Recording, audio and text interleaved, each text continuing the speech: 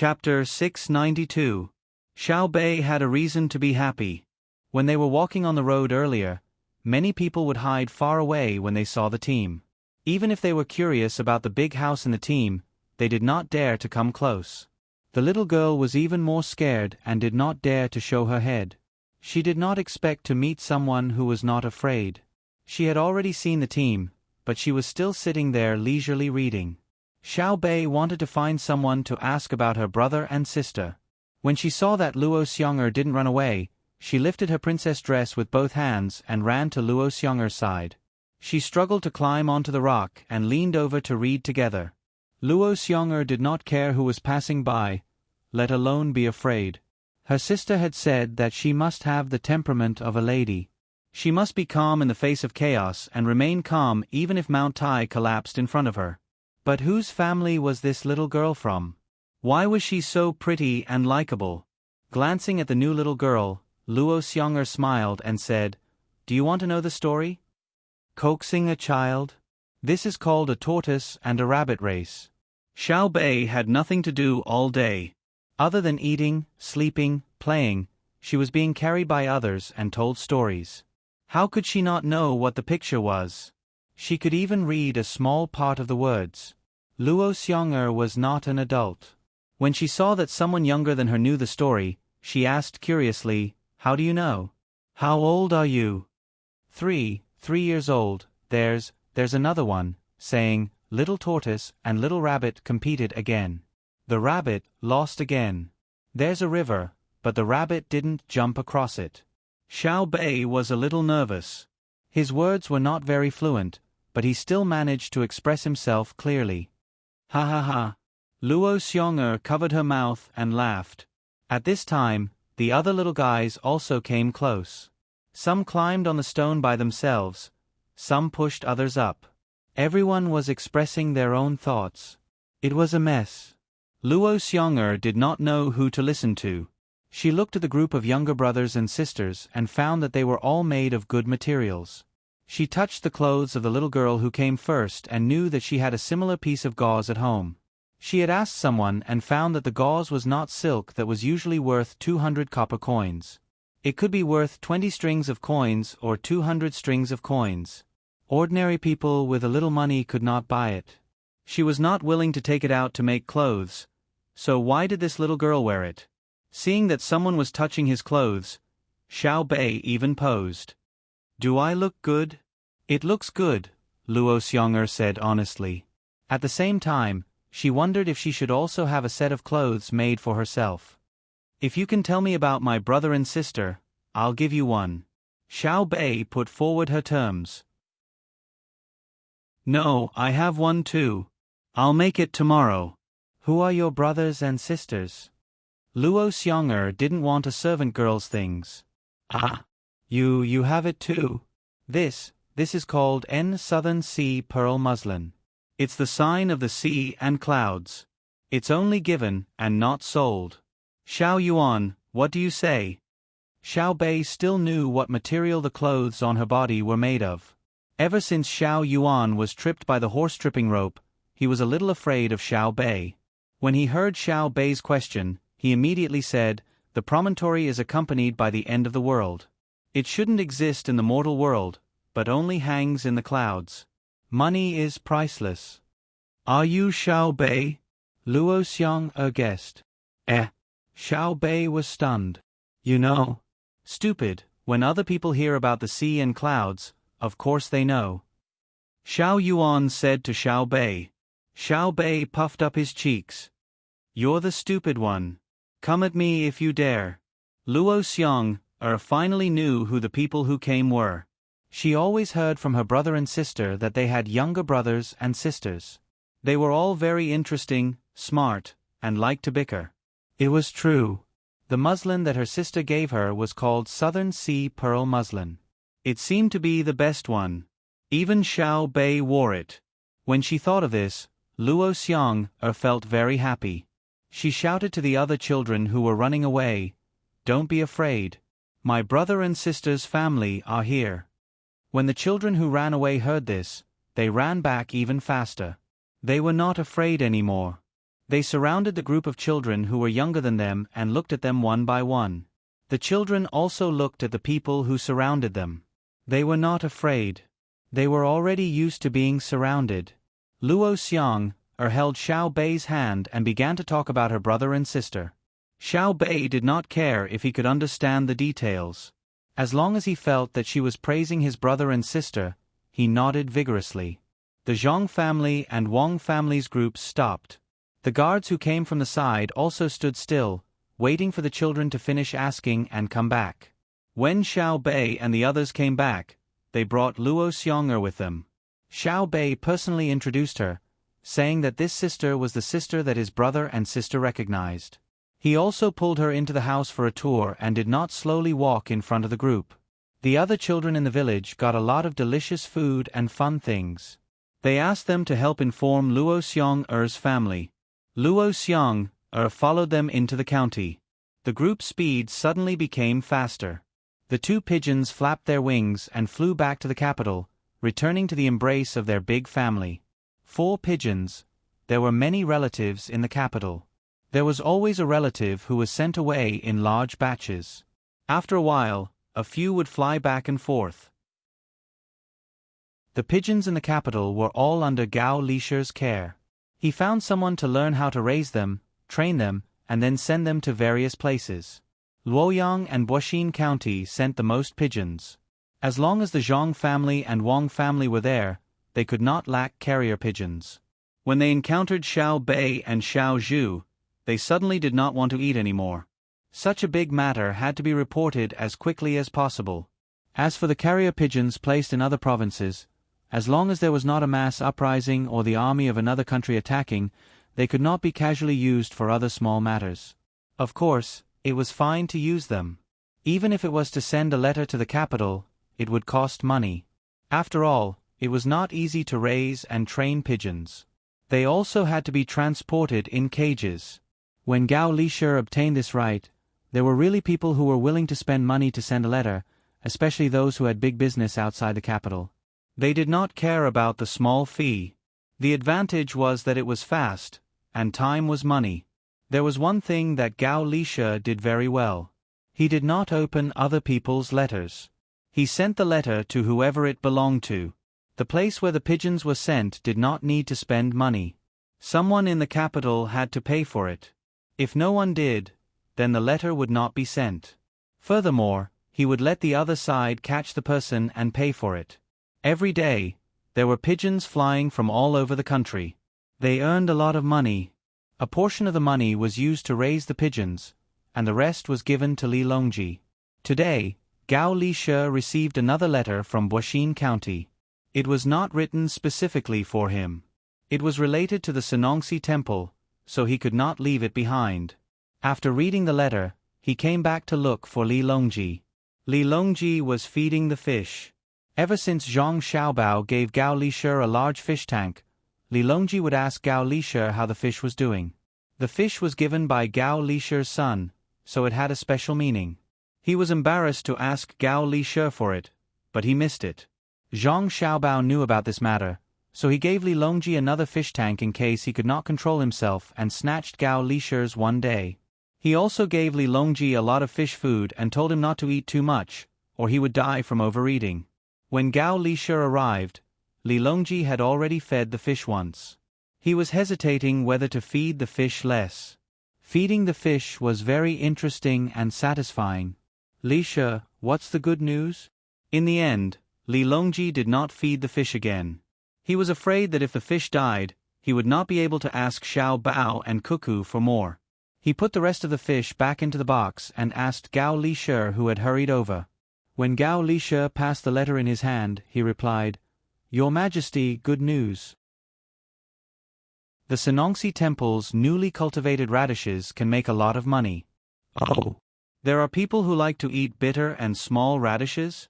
They are as thin as ginseng." Li Longji was very surprised. "Your Majesty, didn't you send a lot of radishes to Baoxin County a few days ago and asked Xiao Bao and Cuckoo to think of a solution? If they do, they can make a lot of money. All the remaining seeds can be sold, and the radishes that are still alive can be sold as well. But in the future, don't cultivate such seeds anymore. Gao Lishe signaled Li Longji to read the letter.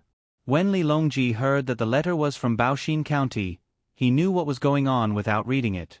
It must be Xiao Bao lying again. Who would be so stupid?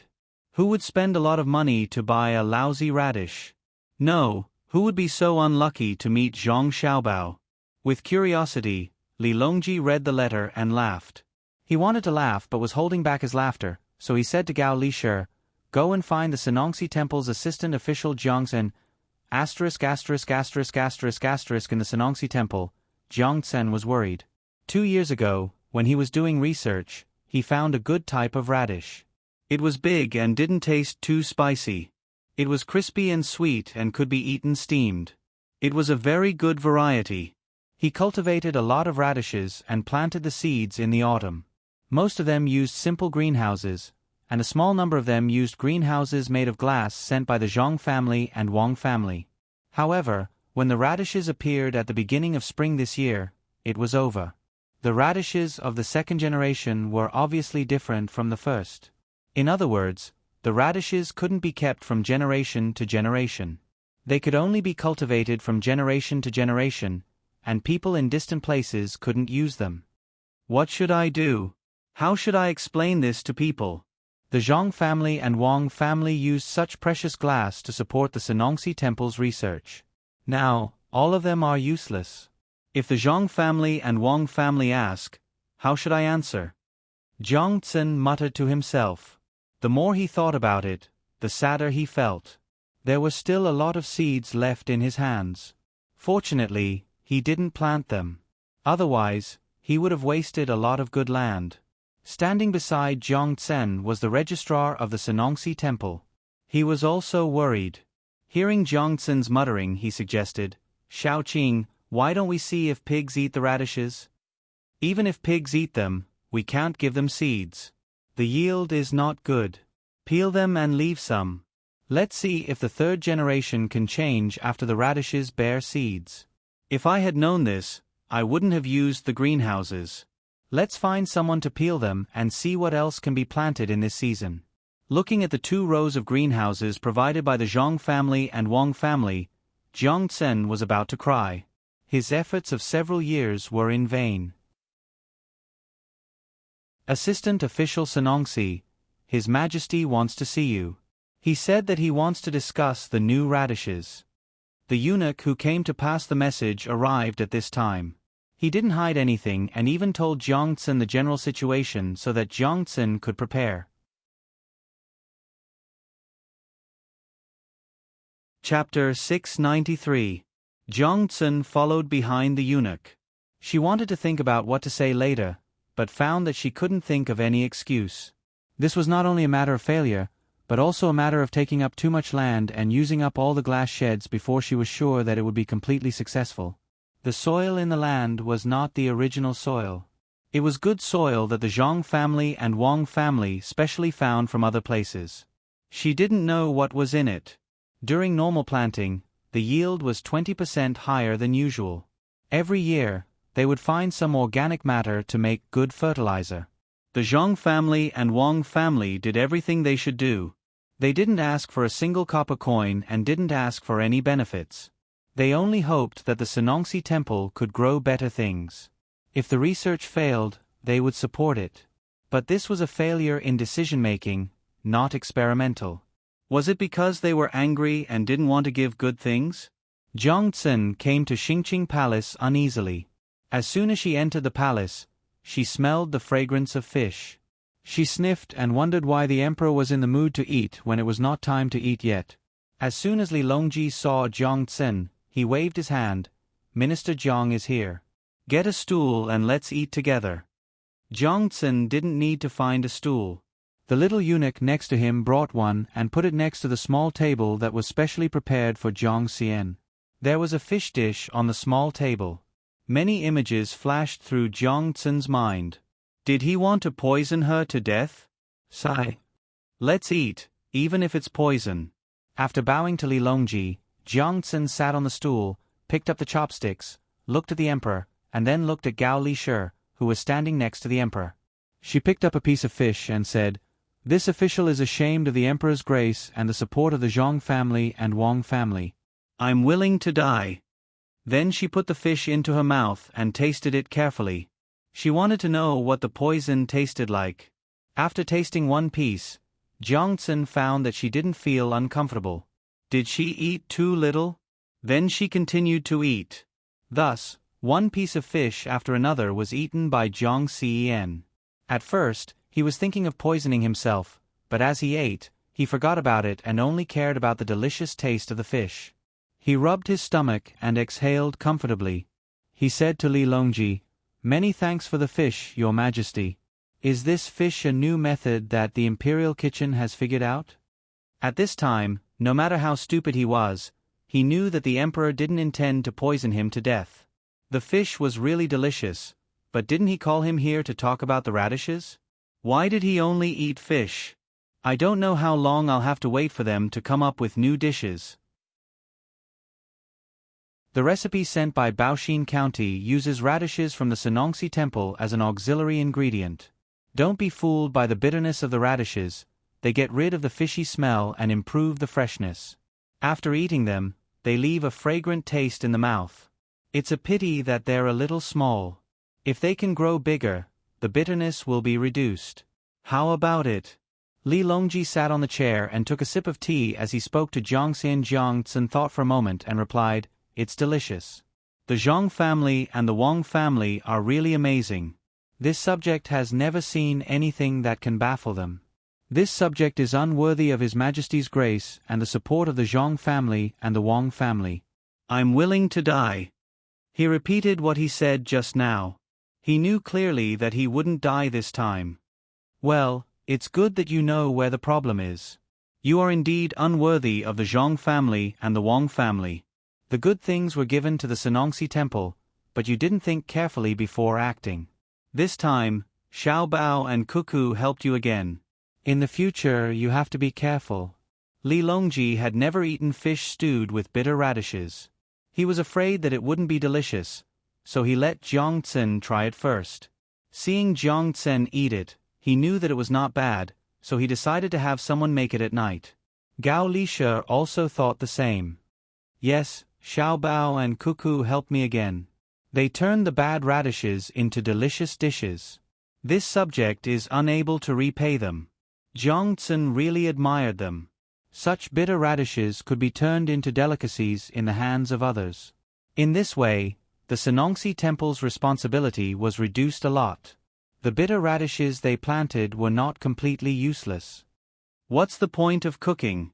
Aren't we looking down on Xiao Bao and Cuckoo? Li Shi, let him read the letter. Take a good look at the ability of Xiao Bao and Cuckoo. The Senongsi Temple not only didn't lose money, but also made a lot of money. They have enough money to do research. Planting things well is the best reward. Li Longji was in a very good mood. As long as Xiao Bao and Cuckoo could solve the problem, it meant that they had learned most of the skills. They didn't have to worry about the two masters of the Zhang family suddenly disappearing. Gao Lisha came down from above and handed the letter to Jiang Xian. His expression was as if he was the one who came up with the idea. "Thank you, Your Majesty." "Thank you, General Gao. General Gao is really a blessed person." Jiang Tsun very sensibly thanked the emperor and Gao Lisha. She also praised Gao Lisha, who asked him to have a good son. She really gained face. Gao Lisha was flattered, so he said happily, "Remember, this time, don't act on your own. The Senongsi Temple will do what is written in the letter. If you don't listen and do something wrong again, Xiao Bao and Cuckoo will be angry. General Gao is right. I will do it well and do it." Jiang Tsun didn't dare to refute. She nodded and opened the letter to read from the beginning. Her eyes widened and her mouth opened wide. The more she read, the more surprised she was. The more she read, the more she cursed Zhang Xiaobao and Wang Wan in her heart. This move was really insidious. When their own country was in trouble, they would shift the losses to others. No wonder the emperor was so happy. With such a person around, other countries would not be able to use other means other than war to gain benefits. However, war was not necessarily feasible. There was still a cuckoo who treated killing as a game. How did the two of them meet together? How can other people live? Jiang Tsun thought in her heart and unconsciously said it in a low voice. What did Zhang Shaoqing say? Gao Lishe didn't hear clearly and asked. I said, we must do according to what is written in the letter. A radish seed is 50 copper coins. A small green radish is 200 copper coins. Quickly send people to the Sanongxi temple and tell them not to dig. Don't dig first. It's all money. Jiang Tsun suddenly remembered something important. When he came, he ordered people to dig the radishes. He quickly shouted to the little eunuch in the hall. The little eunuch looked at the emperor and immediately ran out to stop him. Jiang Tsun let out a sigh of relief and wiped the sweat from eating the fish and seeing the plan. He said to Li Longji, Your Majesty, I submit. This method is unfathomable. When the trap is set, there will really be people who want to dig in. This subject thinks that we should transfer Zhang Xiaobao to the Ministry of Revenue. I don't think anyone will dare to play tricks under his nose and fake the accounts. Hearing Jiang Tsun's words, Gao Lishe couldn't take it anymore. Jiang Shaoqing, are you trying to make Xiaobao fall? Shouldn't Cuckoo be transferred to the Ministry of War? Each of them is a minister, a high-ranking official.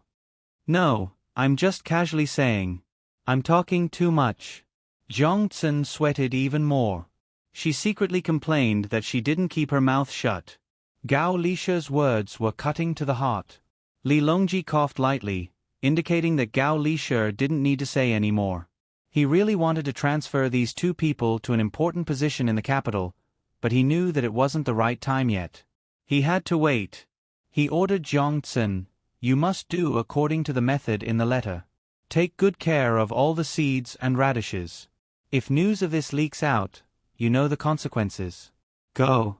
If you can't negotiate, push the matter to Savant's restaurant. Jiang Tsun nodded vigorously and handed the letter back to Gao Lishe. She walked out of the hall as light as a feather. Today's ups and downs were too big. She had to think carefully about where to spend the money she earned. It would be even better if she could learn how to turn the situation around. After Jiang Tsun left, Li Longji sat on the chair and pondered for a while. Then, he said to Gao Lishe, Let's make a fish dish tonight. The teams of the Zhang Xiaobao and Wang family were still on the road.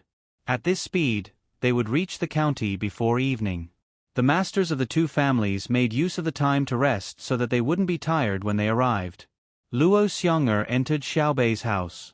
She went up from the first floor to the second floor, then to the third floor. Then, she walked around the rooms, opened the windows, and opened the doors. No matter how much she walked around, it was not enough. She was very envious of Xiaobei and the others. They had a beautiful house with their own rooms. They could decorate their rooms however they liked. If they wanted to find others to play with, they just had to enter other people's rooms. There were also many toys. Especially since this house had wheels under it, they could walk around everywhere. Xiaobei and the others also took out what they thought were the best things for Luo Xiong'er to play with. In such a big family, they had long developed the habit of being generous. There were also various snacks for Luo Xiong'er to try. When they were less than 5 li away from the county, the sound of horse hooves could be heard in front of them. Luo Xiong'er wanted to open the window to take a look, but she was stopped. A periscope rose from the roof of the third floor, allowing her to see what was happening in front. Big brother, big sister. Xiaobei was the first to see Zhang Xiaobao and Wang Wan. He cheered and began to run to the first floor, preparing to meet them outside. The other children also squeezed down, and some even fell. Fortunately, this was considered when the house was designed. Otherwise, it would have been very easy for them to get into trouble. Zhang Xiaobao and Wang Wan each rode a horse and hurried over to meet them. There were buckets hanging from the horses. When they saw them approaching, the two pulled on the reins. The horses below them let out a long neigh, raised their front legs, and froze in place. When the front legs fell, Zhang Xiaobao and Wang Wan had already landed on the ground, each carrying a bucket. The officials who came with Zhang Zhong could not help but praise the two people's horsemanship. People who had fought in wars were indeed different. Big brother, big sister. Xiaobei spread his arms and shouted as he rushed over. The other children were not willing to be left behind. With a whoosh, they surrounded Zhong Xiaobao and Wang Wan. Xiaobei threw himself into his brother's arms. As he cried, he said that when he dreamed at night, he could see his brother and sister. But when he woke up, there was nothing.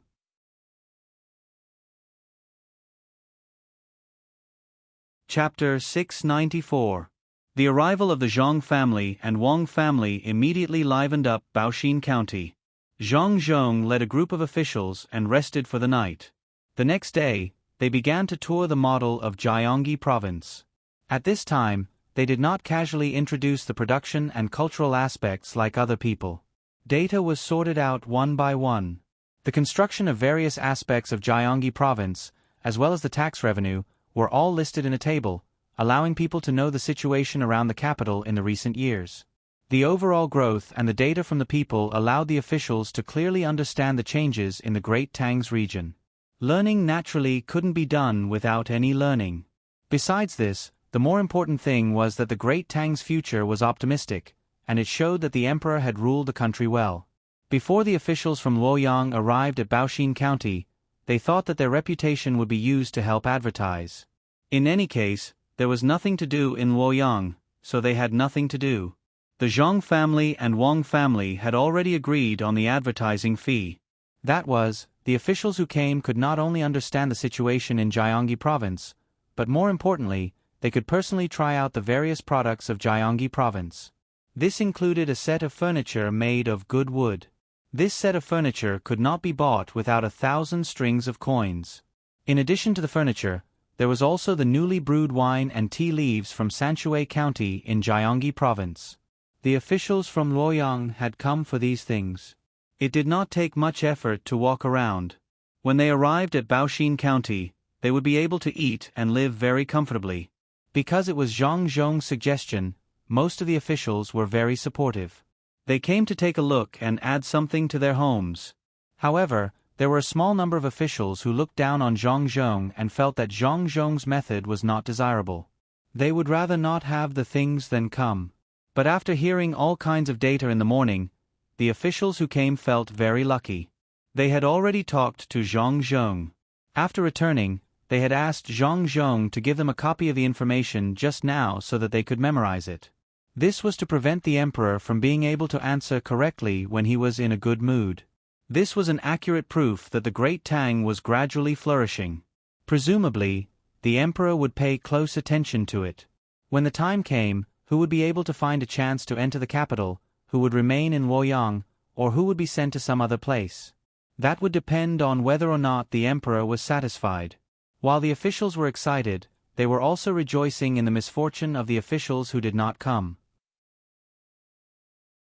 They would not be so kind as to go back and share the information with others. Besides, even if they wanted to share it, it would not be of much use. This was because all of Zhang Zhong's data was in general and involved every department.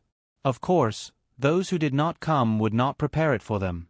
The adults watched and listened at the front while Zhang Xiaobao and Wang Wan ran around with a group of little ones. Many snacks in Jiangxi province had been made. They were not sent by merchants through advertisements. The merchants had not participated yet. They were all made locally with the collected technology. They had not seen each other for a long time. Zhang Xiaobao and Wang Wan did not limit how much snacks the little ones could eat today. This made the little ones very happy.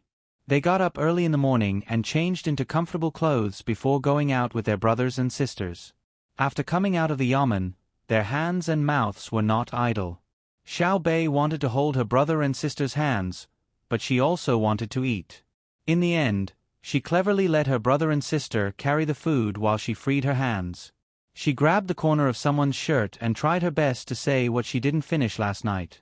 For example, when they were in Luoyang, her bamboo dragonfly flew higher than other people's, Xiao Yuan was timid when he played on the swing and was tied to it, and so on. This was a small matter for the adults, but it was very important for her. The other little ones also surrounded them and kept expressing their thoughts. Luo Xiong'er was also walking in the group. When she heard her brothers and sisters talking, she also remembered that her 2 brothers had brought her to play. However, her 2 brothers were still helping out at home and could not go to the county together. She felt a little regretful. "Brother, I folded a big paper airplane. When I was dreaming, I dreamed that the airplane would fly us in the sky. It flew from Luoyang to here and we would arrive in a short while." "Brother, is there really such an airplane?" Xiaobei tried hard to swallow the food in her mouth and asked Zhang Xiaobao. "Yes, yes. When Xiaobei grows up, we'll make an airplane. When the time comes, we can go wherever we want to go and fly over thousands of mountains and rivers," Zhang Xiaobao said with certainty. Wang Wan echoed from the side. "Xiaobei, don't be anxious. You have to work hard and learn useful knowledge. It will be easy for you to do anything in the future." "Okay." Xiaobei nodded vigorously, looking like she was really going to study hard. When they got close to the model, Zhang Xiaobao and Wang Wan explained something else to their younger siblings. There was no data, and they did not care about the people's livelihood. They only described the legends of various places in a language that the little ones could understand. Some of the officials walking at the back also heard Zhang Xiaobao and Wang Wan's explanation. When they looked at the large model, they suddenly realized that they were not just talking about some model, but the charm of the entire Great Tang. A model not only expressed the livelihood of the people, but also the economy, culture, and inheritance. While the Luoyang officials were studying in Baoxin County, the people from the Four Seas Academy impatiently sent people to the capital to inquire about how to obtain that kind of carrot. After sending people out, it would probably take some time before they could arrive. When Yamamoto and the others heard that the Luoyang officials had come, as well as the families of Zhang Xiaobao and Wang Wan, they also followed behind to join in the fun. They did not disturb them and only followed from a position where they could see and hear. They wanted to understand more about the situation of the Zhang Xiaobao and Wang Wan families. Yamamoto was the first to see Zhang Xiaobao and Wang Wan leading a group of children. He did not think much of it. After all, the children were too young. However, after following them for a while and hearing what the children said and how they reacted when they encountered something, he finally noticed something different. Usually, children of this age would not be able to do the actions of this group of little fellows. Whenever it was time to buy something, the little fellows here would be very quiet. They would stand in line and wait for the people in front to choose what they wanted. Only then would the people behind follow. They also knew how to ask if they could not eat too much of a certain food and which part of the body would feel uncomfortable if they ate too much. For example, when they were selling cold drinks, the children would ask if their stomachs would hurt after eating 2 bowls. After receiving an affirmative answer, they would only ask for 1 bowl. Occasionally, 1 or 2 classic sentences could be heard from the children's mouths, either from the book of songs or from the selected literature. The more Yamamoto watched and listened, the more surprised he became. Zhang Xiaobao and Wang Wan were already very good. These children were still so young, but they behaved differently from ordinary children.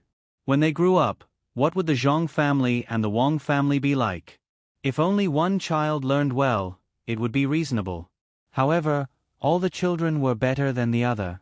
It was definitely not because they were born well, but because they were taught well. Especially, it could be seen that the children who did not belong to the Zhang family and the Wang family were still performing well. This could only mean one thing. The Zhang family and the Wang family had their own special way of teaching children. Thinking of this, Yamamoto said to the person next to him, "Shanji, if we can learn the way Zhang family and the Wang family teach their children, how do you think it will help our country?" Shanji was also watching and listening from the side. The children's performance also gave him a great impact, or rather a blow.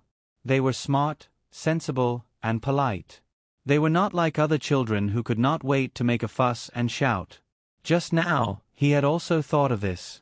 At this time, when he heard Yamamoto's question, he replied, "Then our country will become stronger in less than 30 years. But can we learn the teaching methods of the Zhang family and the Wang family?" When it came to learning, he was very uncomfortable. Originally, when people from his country came to the Tang Empire, they could learn whatever they wanted from others. Now, because of the Zhang family and the Wang family, many good skills and knowledge were not taught. If they wanted to learn, they had to think of ways behind the scenes. Most of the knowledge taught in the Four Seas Academy was about scriptures or etiquette. If they wanted to learn some ways to rule the country or military, no one would teach them at all. It was the same for economics. The only way to learn was through the Monopoly game. They started from the lowest level and played to a certain extent. After they left the scope of the game, they would be able to come into contact with more things. Among the people from his country, there were already 4 people who entered the top 100 through hard work. However, no matter how good they were, they would not be able to enter the top 10. No matter how good they were, as long as they mentioned the exam, they would be directly rejected. It was said that the knowledge that the top 10 came into contact with was completely different from the knowledge of the bottom 90. They were even responsible for mastering the rules. It's difficult. Yamamoto also felt the same. Then why don't we capture them all and use them to threaten the Zhang family and the Wang family? Let them give us their good skills in exchange for the safety of the children. Shanji suddenly had a bold idea. He looked around and felt that if he made a move, there might be a chance. Even if most of the people were to be left behind, as long as a small number of people could rush out and control the children of the Zhang family and the Wang family, it would be worth it even if there were casualties. Yamamoto quickly covered Shanji's mouth and said softly, "Do you want to die? Do you really think that the people who come off from our country, the Four Seas Academy, and the Tang Empire, they will deal with you first?" Yamamoto knew very well that the people of the Four Seas Academy from the Tang Empire were willing to cooperate with them not because they wanted to commit treason, but because they wanted to make more money. Once it involved something that would affect the Tang Empire, they would not be with them anymore. Making money and destroying the Tang Empire were two different things. As long as they showed the idea of capturing the children, the first to deal with them would probably be the people of the Tang Empire in the team. The Zhang family and the Wang family had already become an unshakable existence in their hearts. Shanji was just casually saying it and did not think much about it just now. Now, he was shocked and nodded, indicating for Yamamoto to let go of his hand.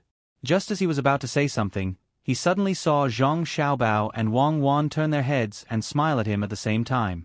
His legs immediately went soft. They heard it? Did they guess it? Are they just looking for an excuse to deal with us? The moment he saw Zhang Xiaobao and Wang Wan smile, Shanji had such a thought in his heart. He looked around carefully and finally found something wrong. Surprisingly, there were sellers carrying baskets or pushing carts beside the little guys. They were peddling their wares while looking around. At first glance, they looked normal, but if one were to look closely at the seller's eyes, they would definitely not have the eyes of someone who was waiting for others to buy something. No wonder Zhang Xiaobao and Wang Wan dared to take a group of children for a stroll. They did not lack protection. Water birds flew, waves splashed, the clouds in the sky floated leisurely, and the wind blew gently. Lu Zhou in Lingnan Circuit looked peaceful now. Zhang Pingwang was very happy today. Once again, he brought the people around him out to have a look. Initially, he thought it was time for him to leave after the spring plowing. He did not expect that because he wanted the model of Lingnan Circuit, in order not to cause too much trouble in Lu Zhou, he would not send a new official to take over. This was to prevent the new official from being difficult to control. Therefore, he was allowed to continue being the provincial governor of Lu Zhou. This way, he could enjoy the scenery of Lu Zhou more. He could even take a boat to the coastal area. As long as he did not go too far, it would be fine. The weather is good today. I should go to the docks and have a look. With that thought in mind, Zhang Pingwang brought his followers out. Similarly, he did not use his own carriage. Instead, he casually stopped a carriage on the street and ordered the coachman, "Go to the docks." The coachman nodded with a smile. He opened the door and sat back in his seat. He hummed a tune and swung the whip in the air as he urged the horse forward. During the journey, he did not forget to talk to Zhang Pingwang. "Lord Provincial Governor, is there any news about Provincial Governor Zhang recently? I heard that they're going to build a model of this place and put it in the capital. Do you need any help?" The last thing Zhang Pingwang wanted to hear was other people asking about Provincial Governor Zhang. He knew the coachman was not asking about him. Even if he was also a provincial governor and had the surname Zhang, there was a big difference. When he heard the coachman's question, he could not just ignore it. After thinking for a moment, he said, "There is indeed such a thing. Isn't the Chamber of Commerce already working on this matter? I reckon that by summer, they'll have collected most of the data. After all, compared to the capital, there aren't many famous places here." "Oh, thank you, Lord Zhang. It seems like the rumors are true. After I send you to the place, I'll think of a way to see if I can get the people from the Chamber of Commerce to send the data of Luzhou to the capital first so that Provincial Governor Zhang can have a good look at this place." "Lord Zhang, is there any news about the little young master and the little lady? After all, our status is not high enough. It's difficult for us to find out more about them. Why don't you tell me, Lord Zhang? I have a chicken that lays eggs at home. I'm going to kill it and send it to you when the time comes so that you can stew it with mushrooms." The coachman seemed very happy when he got the exact information from Zhang Pingwang. He continued to discuss with Zhang Pingwang. Zhang Pingwang had learned not to be jealous. The coachman wanted to send him a chicken to eat. It sounded good, but it was definitely not for his own good. It was just in exchange for a piece of information. The coachman had left his post for a long time, but he still had control over the entire Luzhou. "Sigh, if I can't compare, then let's not compare. There is nothing in this world that can be compared." Therefore, Zhang Pingwang recalled all the news he had recently received and said to the coachman, "Yes, the two of them are both minor officials in Baoxin County. However, they have the final say in the entire county. I heard that they have recently received a lot of silver ores. The lives of the people in Baoxin County have become much better. I think it's time for them to move to another place after they're almost done with the matter of the model." It's good to change places. It would be best if he could be promoted to a high-ranking official. The two little fellows might be able to endure it. The people of Baoxin County are blessed. As long as the Zhang and Wang family are there, the people will be able to live a good life. No, I have to think of a way. When the time comes, I will personally send something to them. The coachman was not surprised at all that the people in the county where Zhang Xiaobao and Wang Wan lived could live a good life. This time, he did not ask any more. Instead, he hummed the tune even more happily and swayed his head in enjoyment. Suddenly, Zhang Pingwang asked, "What do you think I should do to make you treat me the same way you treat Zhang Zhong?" "Huh?" The coachman's voice came to a halt as he exclaimed in surprise. Then, he said with a smile, "Lord Zhang, Provincial Governor Zhang suffered the disaster together with us. How can we compare this? As long as you follow the method Provincial Governor Zhang left behind, we'll naturally treat you very well." His words were tactful, but the meaning could not be clearer. "Don't count on me. Just follow my lead and you'll be rewarded when the time comes." Zhang Pingwang understood. It seemed that if he wanted to be like Zhang Zhong, he would have to find a very poor place to be an official. Then, he would have to raise the living standards of the people bit by bit. There were many poor places. Although it was said that the world was flourishing, in fact, the poor places were still poor. Otherwise, there would not be so many places where people were sent to. It was easy to find a place, for example, a place further west. However, it would be difficult to make the people live a good life as Luzhou did. He did not know how to do it. Perhaps, if he was given 10 years, he might be able to change a province. However, if he wanted to learn from Zhang Zhong and develop Luzhou in a short time, apart from the fact that he did not have enough money, more importantly, he could not think of all kinds of strange methods. Forget it. I'll think about it after this period of time. If I really can't do it, I'll ask Zhang Zhong personally when I have the chance in the future. How can I develop a place according to its conditions? That was what Zhang Xiaobao and Cuckoo were doing now. After making up his mind, Zhang Pingwang leaned against the back seat and closed his eyes to rest, allowing the carriage to move forward slightly. The car traveled for a long time, but this time, they didn't take a detour. When evening came, they arrived at the pier. There were still people coming and going at the pier, and there were boats docking and leaving from time to time. Zhang Pingwang brought his followers to the dock again. He looked into the distance, admiring the sunset. At the same time, he listened to the sound of seabirds.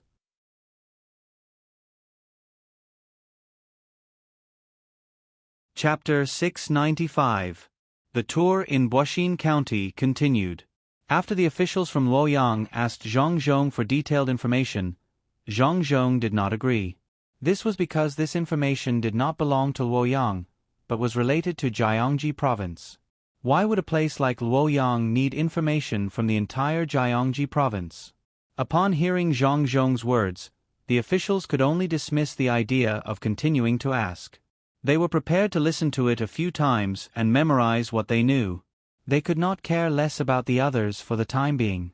The Four Seas Academy's ship of silver ore finally arrived. It was unknown where they had hired so many vehicles, but the road was left with one mark after another. However, at this time, there was no such thing as a toll fee, so the local citizens could only silently endure. Of course, the citizens did not think much of it. They had never come into contact with other things, so it was a habit for them to have bad roads. With so many ores piled up into a mountain, they were exchanged for the same weight of cement, the kind that came in bulk. The vehicles did not leave, so they were responsible for pulling them back. However, there was an extra cloth on the vehicles to cover the cement, so as to prevent the wind from blowing it everywhere. The people from the Four Seas Academy did not know that cement could not be in contact with the air often. Otherwise, it would absorb the moisture in the air and condense. They were very happy, especially the Japanese. They felt that by transporting the cement back, they could figure out something useful. Xiao Bei also wanted to take a look at the ores. It would be even better if they could climb the ore mountain. However, they were stopped by Zhang Xiaobao and Wang Wan. They were not allowed to approach and immediately sent people to transport the ores away, worried that there would be radiation in the ores that was not good for the human body. Xiao Bei, who could not climb the mountain, did not make a fuss. He began to fold paper planes for his brother and sister. The planes that he folded kept spinning around his body, indicating that the balance was not good. Xiao Bao, what do you think is needed to make a plane? Seeing Xiao Bei's persistence, Wang Wan wanted to make a plane. That depends on what it's used for. If it can really fly very far, carry goods, and carry people, it's probably better to dream together with Xiao Bei. That requires the technological advancement of the entire society at the same time to be completed. If it's like the glider plane that was first made, it can still be realized after a lot of experiments. But if it involves the engine, then it's not easy to do. There's the problem of fuel and sealing. Zhang Xiaobao did not plan to fly from the ground to the sky at once. A hot air balloon was already a pretty good thing now. If he really wanted to make a plane, it would involve too much knowledge in all aspects. Wang Wan also carefully recalled the knowledge she had learned before and said, "In fact, it is very simple to make a glider specifically for carrying people. It is said that, in another 100 years, someone will be able to make it in other places. But to be able to glide like an airplane, you have to work hard in all aspects. The Industrial Revolution is really a great revolution." Yes, after the Industrial Revolution, the development of human civilization accelerated in a short period of time. After thousands of years of development, only after the Industrial Revolution started did the development of human civilization reach a flying speed in the first 100 years of the Industrial Revolution. You have learned a lot. Why don't the two of us focus on imitating the Industrial Revolution and avoid detours, develop science and technology, find various good craftsmen, and provide them with the ideas of the Industrial Revolution? I believe that they will definitely be able to develop faster than the original Industrial Revolution. Zhang Xiaobao did not know much himself. He could only hope that Wang Wan could provide more theoretical support. As long as they avoided detours and imitated the things that had appeared in the Industrial Revolution, the speed of development would definitely be much faster than the Industrial Revolution. It was like a quadratic equation. It was not easy to solve, but later on, any junior high school student could easily solve it. Even some elementary school students could do it as long as they had some experience with it. This was the greatness of inheritance. Wang Wan had actually thought of this a long time ago, but sometimes the most important thing was not the theory, but the people's attitude towards new things. If their thinking could not change, the craftsmen might not be willing to learn. Right now, all the craftsmen could not be fully immersed in research because they could not realize the greatness of what they could do. Thinking of this, Wang Wan felt very sad. She said to Zhang Xiaobao, Xiao Bei and the others are very happy compared to the children of today, but compared to the children of our time, there is no happiness to speak of at all. This is because they know too little, and we know clearly, but we can't prove it to them. Yes, the earth is round, and there are many planets high in the sky. They don't understand what the universe is. In fact, we don't understand either. Perhaps to the people of the more distant future at that time, we are like the people of today in their eyes. And we are considered to be happy. Then do you think Xiao Bei and the others are the same? In the vast universe, the more we study it, the more we feel insignificant. Whether it is microscopic or macroscopic, let's start with our own home. If others can do the steam engine, we can do it too. It's not something too complicated. At most, the craftsmanship can't keep up with the production at the beginning, so we can't mass produce it. Gather the best craftsmen in the country and let them study it and provide them with ideas. I don't believe that if others have hands and feet, can we be worse than them?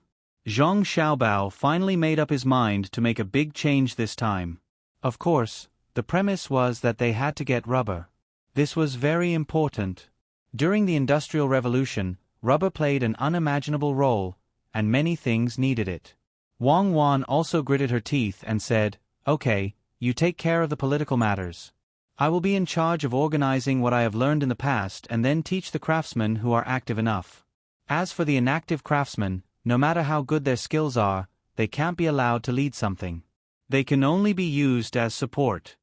While the two of them were talking, Xiao Bei was still seriously folding her own plane, fantasizing that one day she would be able to fly freely in the sky like her brother and sister had said.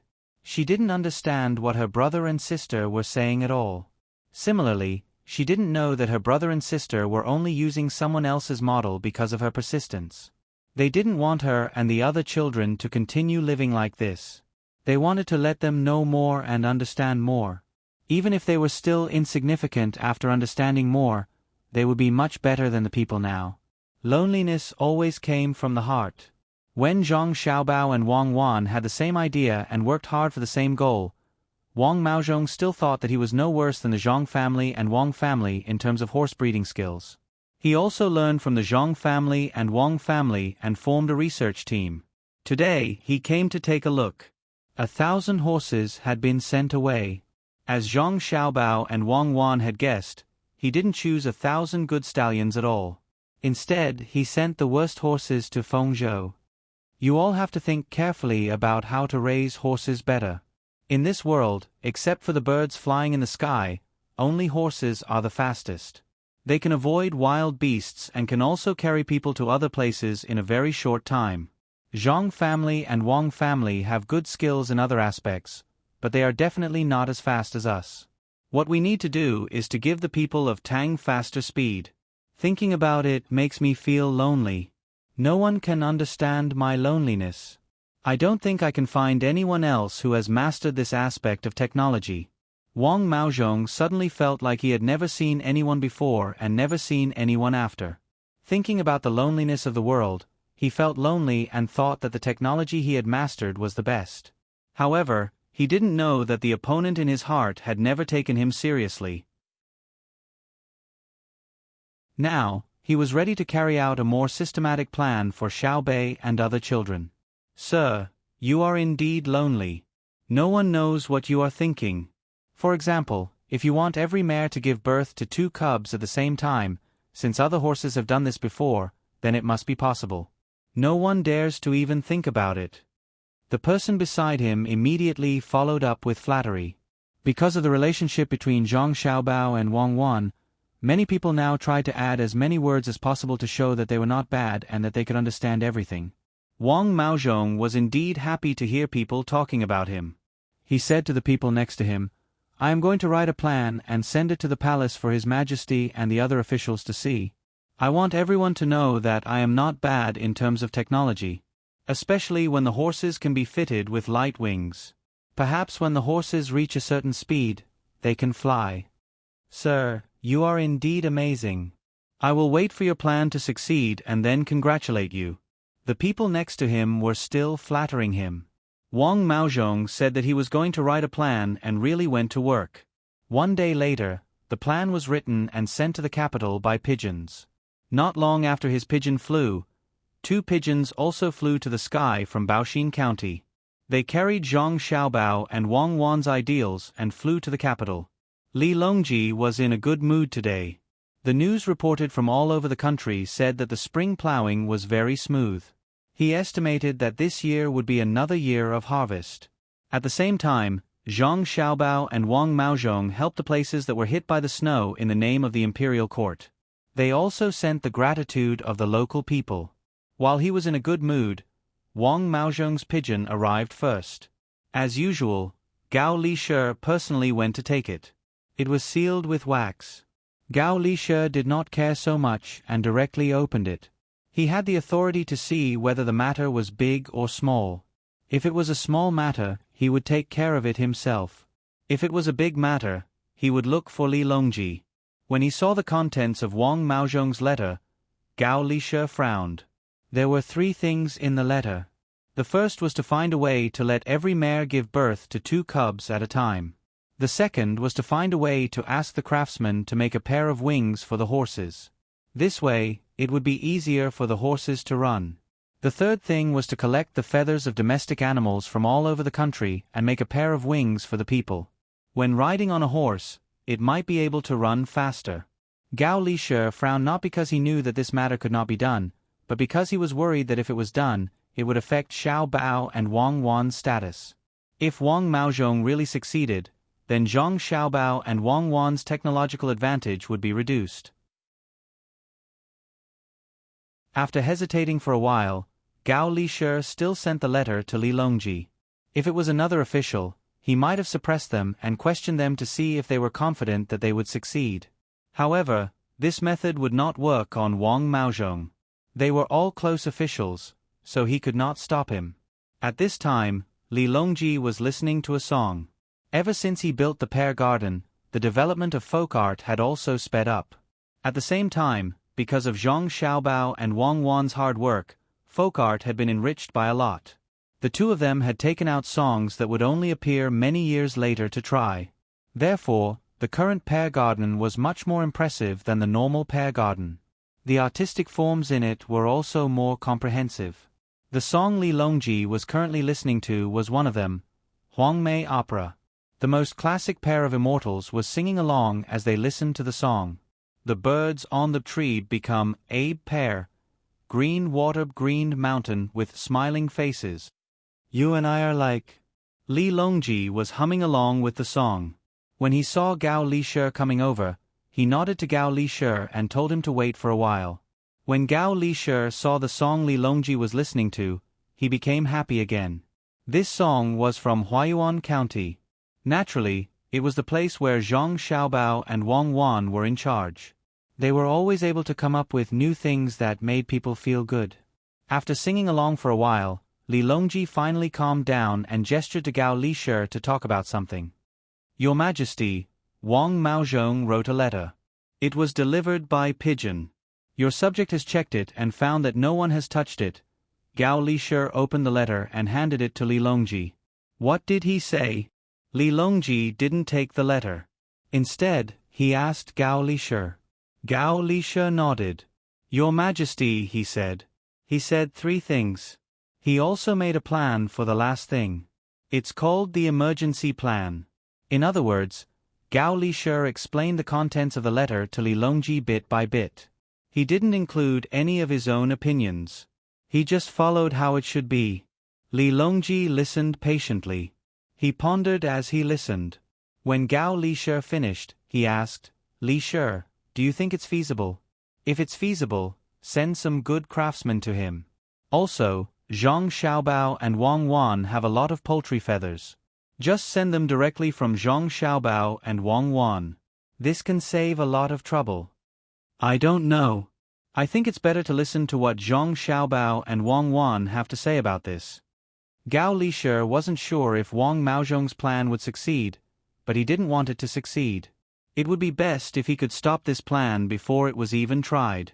Since Wang Maozhong's people went to cause trouble last time, the Zhang Xiaobao and Wang Wan must have a lot of opinions about Wang Maozhong and wouldn't support him. In fact, he didn't know much about the Zhang Xiaobao and Wang Wan. To be precise, he didn't know much about Zhang Xiaobao and Wang Wan. If Wang Maozhong's plan was feasible, Zhang Xiaobao and Wang Wan wouldn't stop it. They might even support it. For the two of them, private matters were not worth mentioning. If they wanted to deal with someone, they could do it at any time. When an ant offended a person, it depended on the person's mood. If the person was in a good mood, he would let it go. If the person was in a bad mood, he could kill it with a finger. In Zhang Xiaobao and Wang Wan's hearts, Wang Maozhong was that ant. If the ant suddenly said that he could do something good one day, they would let it go. Li Longji also knew that Gao Lishir didn't like Wang Maozhong. If he really let the Zhang Xiaobao and Wang Wan consider this matter, the result would probably be no. Thinking of this, Li Longji hesitated. Should he let the Zhang Xiaobao and Wang Wan participate? He looked at Gao Lishir and thought for a while. Finally, he nodded and said, "Okay, we will do as Lishir said. Tell the Zhang Xiaobao and Wang Wan about the letter." Li Longji already had a plan in mind. It was a good opportunity to test the Zhang Xiaobao and Wang Wan. Whether they agreed or not, Wang Maozhong's plan had to go ahead.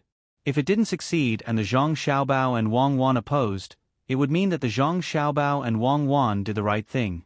If it succeeded and the Zhang Xiaobao and Wang Wan still opposed, it would be a different matter. Of course, if the Zhang Xiaobao and Wang Wan directly agreed, it would mean that Wang Maozhong's plan was feasible. Also, the Zhang Xiaobao and Wang Wan wouldn't bring their own opinions into this matter. Not bad. Go ahead. Just listen to the rapid plan, Li Longji said at last. Gao Lishir didn't want to hear Li Longji praise Wang Maozhong, but he still left and prepared to write a letter. Before he could write, Zhang Xiaobao and Wang Wan's pigeons flew over. They also brought a letter. The letter also contained a plan, but it wasn't detailed enough. It only gave a general idea. When Gao Lishir saw the letter, he didn't continue writing. He hurried over to Li Longji with the letter. Li Longji didn't expect Gao Lishir to come back so quickly. He asked, "Is it done?" "Your Majesty, it's not done yet. There's news from Baoxin County." "Please take a look," Gao Lishir said as he passed the letter over. Li Longji didn't read it either. "What's it about?" "Your Majesty, Xiao Bao and Cuckoo also wrote a plan called Operation Soaring. It's part of the Soaring Plan. They need to recruit the best craftsmen in the country to be selected." Gao Lishir couldn't help but raise his voice when he said this. "Oh, what's soaring? What's soaring?" Li Longji was puzzled. Just a moment ago, Wang Maozhong had sent over a letter describing an urgent plan. Immediately after that, Xiao Bao and Cuckoo sent over a plan.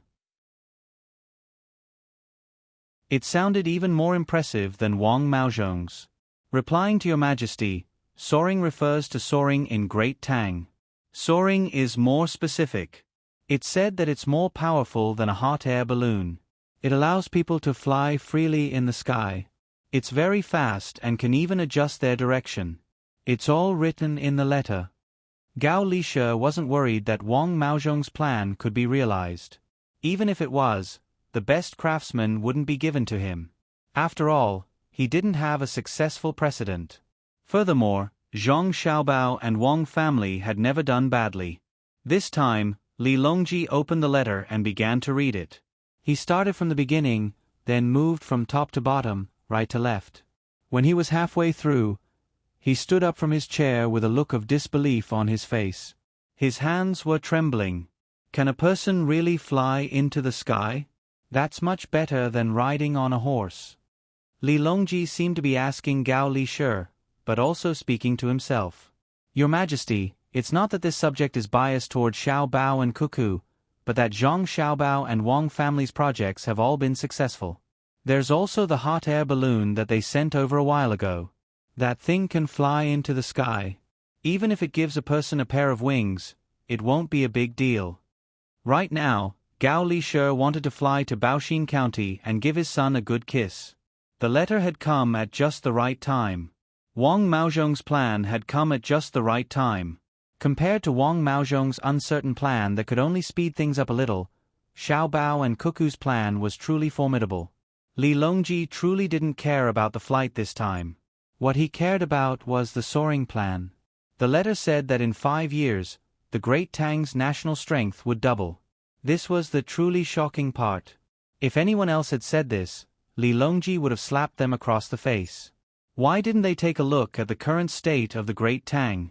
Doubling its national strength in 5 years? Dream on. But this plan was proposed by Zhang Xiaobao and Wang Wan, and the first step, the soaring plan, required an order from the imperial court to mobilize the best craftsmen in the country.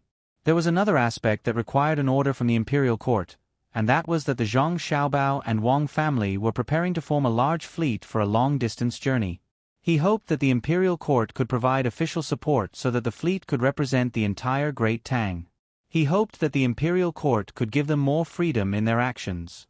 He even hoped that the imperial court could pardon some of the officials who might pass by. After all, it was too far away. If he didn't do this, it would be too late to send the letter. Li Longji pondered for a moment and said to Gao Lishe, "It's easy to recruit craftsmen. In a month's time, there will be many outstanding craftsmen competing in the capital. After they are done, they will be sent to Baoxin County for Xiaobao and Cuckoo to choose from." "Yes, Your Majesty. If we don't provide the craftsmen that Wang Maozhong needs and fail, will it be because the craftsmen are not good enough?" Gao Lishe was very happy, but he still brought up the matter of Wang Maozhong.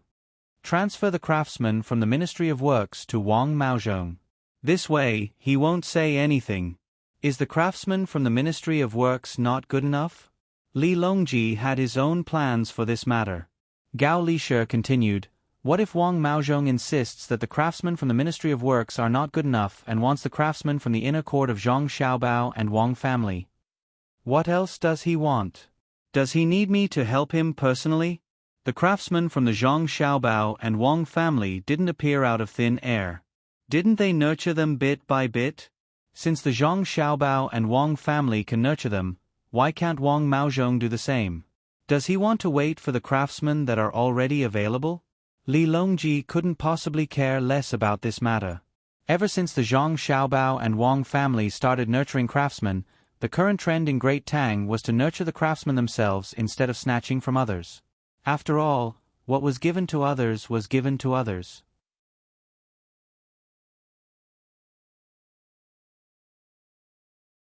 Chapter 696.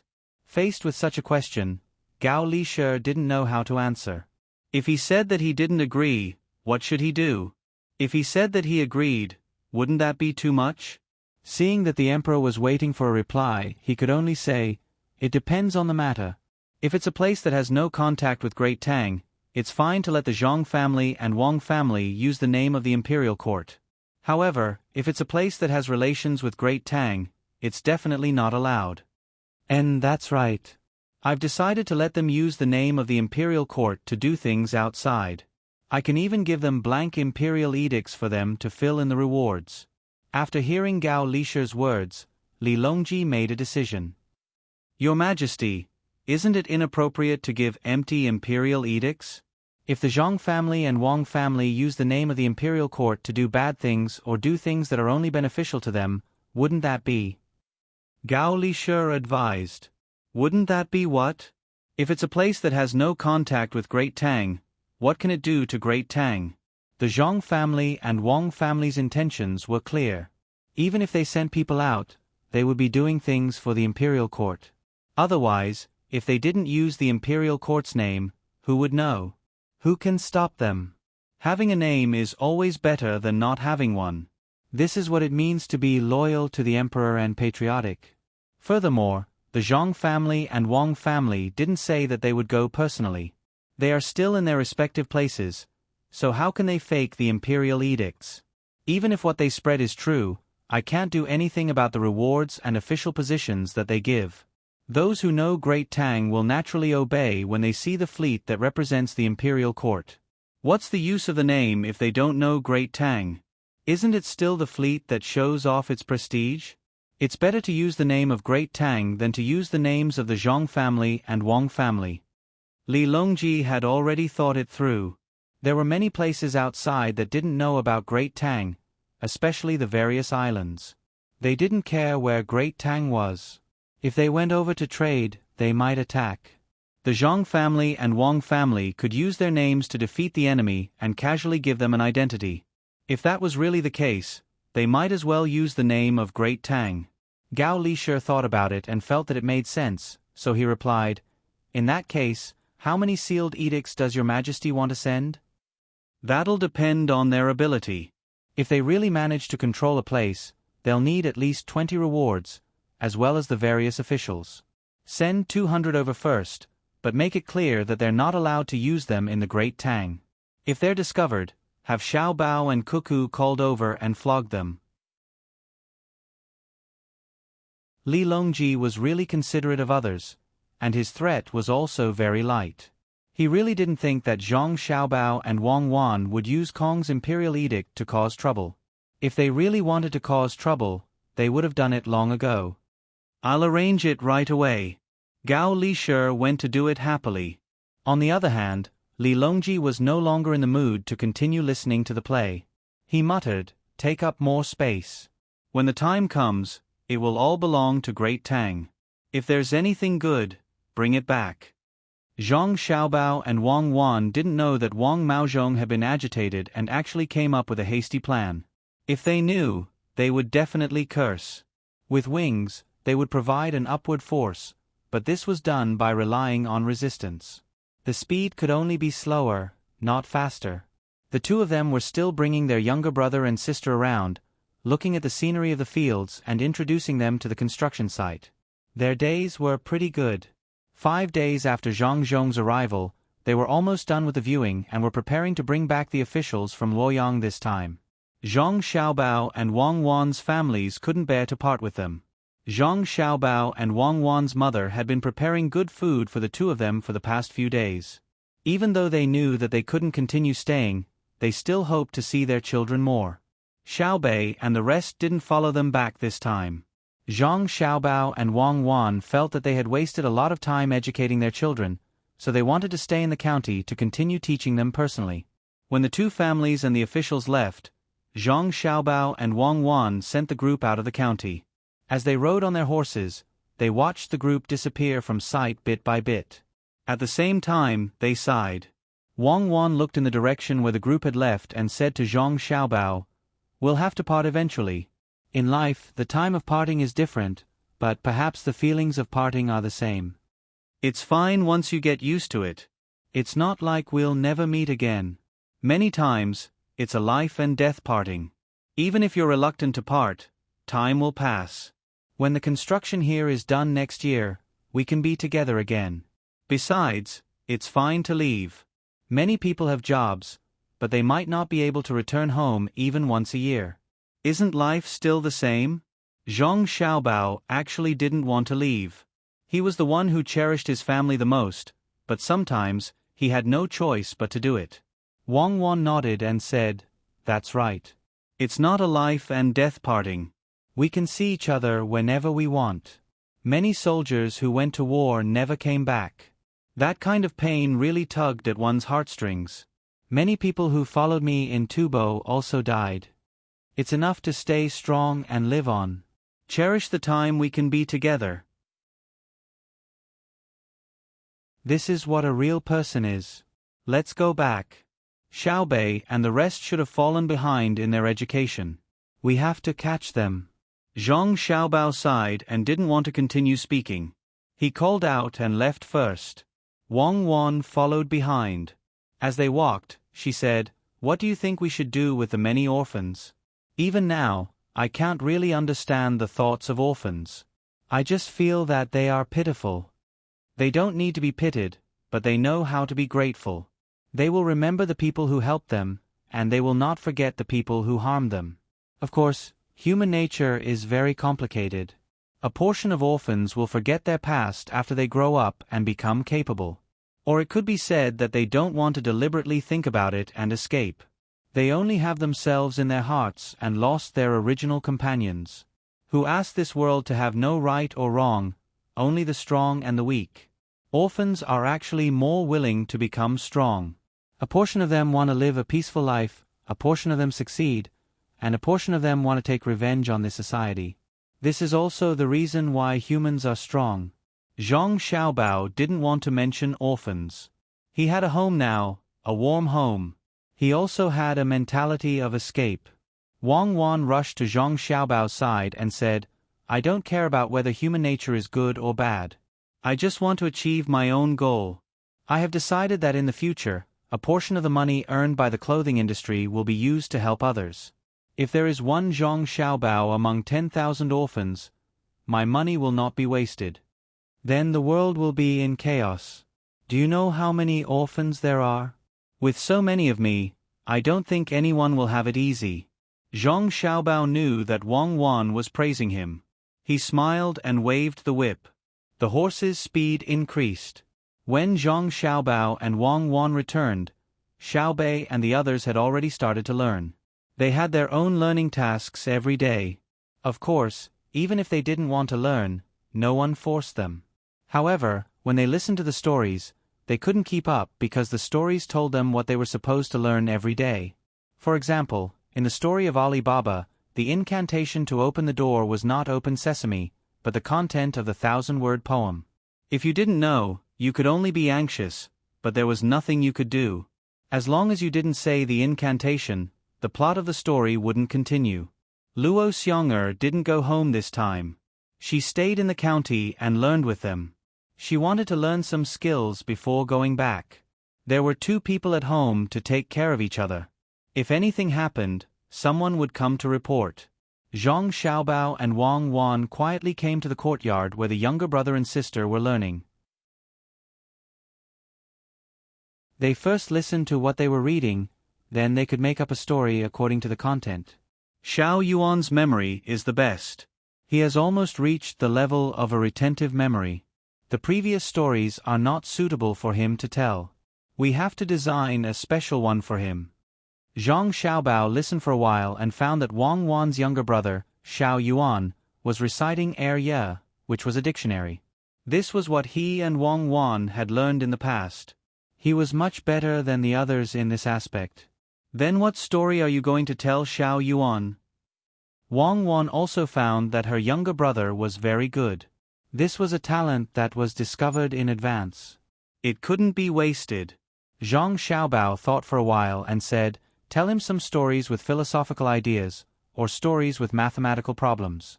For example, the tortoise and the hare can be expressed in numerical terms. How fast is the tortoise swimming in the water? How fast is the current? How far is the rabbit on land? What's the frequency of each breath?" Look at Xiao Yuan's calculation ability. If he is still so good in this aspect, we can only let him write a thesis. It's probably impossible. His memory method is not suitable for abstract logic. Xiaobao, you're right. We should give them mathematics lessons. How should real mathematics lessons be done? We can't ask what 1 + 1 equals, right? Wang Wan was also very attentive to the education of her younger siblings. She hoped to teach all her skills to her younger siblings, but she was afraid that they would become another her. That kind of education method is boring. The 2 of us don't have many people to teach. Let's change the method. Give them money and let them buy what they like. We'll do this in the early stages. First, we'll learn addition and subtraction. When the time comes, we'll let them buy things one by one and learn multiplication and division. Zhang Xiaobao decided to use practical actions to let his younger siblings understand calculation. Wang Wan shook her head. Real mathematics is actually addition. All the rules are based on this. But real education is not the education of addition. Life's failure and success are not as simple as adding positive and negative numbers. Teaching them knowledge is also teaching them survival skills. Zhang Xiaobao did not want to nurture younger siblings who were very good at education. Then you'll design the curriculum. Ask me if you don't know. I'll discuss with Pomegranate and the others about their marriage. We'll be doing it together next year. We have to prepare now. Don't let them feel that they're not being valued. Wang Wan handed the matter to Zhang Xiaobao. She believed that Zhang Xiaobao could do it well. Go, I'll make up a story. Let's see which one is better. I'll teach them finance. I'll teach them the orthodox ones first, then I'll teach them calculation. Zhang Xiaobao did not want to disturb his younger siblings. He turned around and returned to his room to make up a story. 2 days later, the letter from Luzhou to the capital arrived in Baoxian County. Sure enough, it's the Japanese. They've messed up Luzon Island and want to benefit from it. After reading the letter, Zhang Xiaobao was convinced of his original guess. Only the Japanese had such ideas and abilities. It was not that he looked down on the people of other places. The people of the great Tang did not dare to do so. The people of other places had ideas but did not know what to do. The Japanese were different. They were not lacking in anything. They were also very smart. They worked hard to learn the good things of others and then turn them into their own. It had always been like this. Yes, it's really the Japanese. We met by chance, but the result was different. I'm not looking down on the Japanese. Compared to Silla, the Japanese are much better. At the very least, the Japanese at that time still admitted that they inherited a lot of Chinese writing and culture. At that time, Silla insisted that they were the ones who created it and that what others had was also theirs. Only by facing yourself can you develop. What are you going to do? Send troops to fight. Now, there's no need to really send troops. Even if you scare them, they will immediately come over and admit their mistakes. Wang Wan and Zhang Xiaobao had the same attitude when it came to their evaluation of the surrounding countries. Zhang Xiaobao shook his head. Economic matters have to be solved through economic means. Unless there's really no other way, then it can be solved through administration and military force. Although this is the most direct method, when there's a day when military force can't be used to solve the problem, won't it be over? This time, the method the Japanese used was not direct military force, nor was it economic. It was deceit, just like how I deceived Yamamoto and the others. It was just a little different, but in the end, it couldn't be separated from the word deceit. Then we'll use the same method to deal with it. Continue to suspend trade and let the merchants in Zhejiang cooperate with us. Go to other places to look for rubber, build more boats, and surround the island more tightly. Yes, you finally used your deceit this time. You tricked people into buying radishes, tricked them into buying a lot of thermometers, and even tricked them in the cement. Do you really think you're the best in the world? Aren't you afraid that they will react?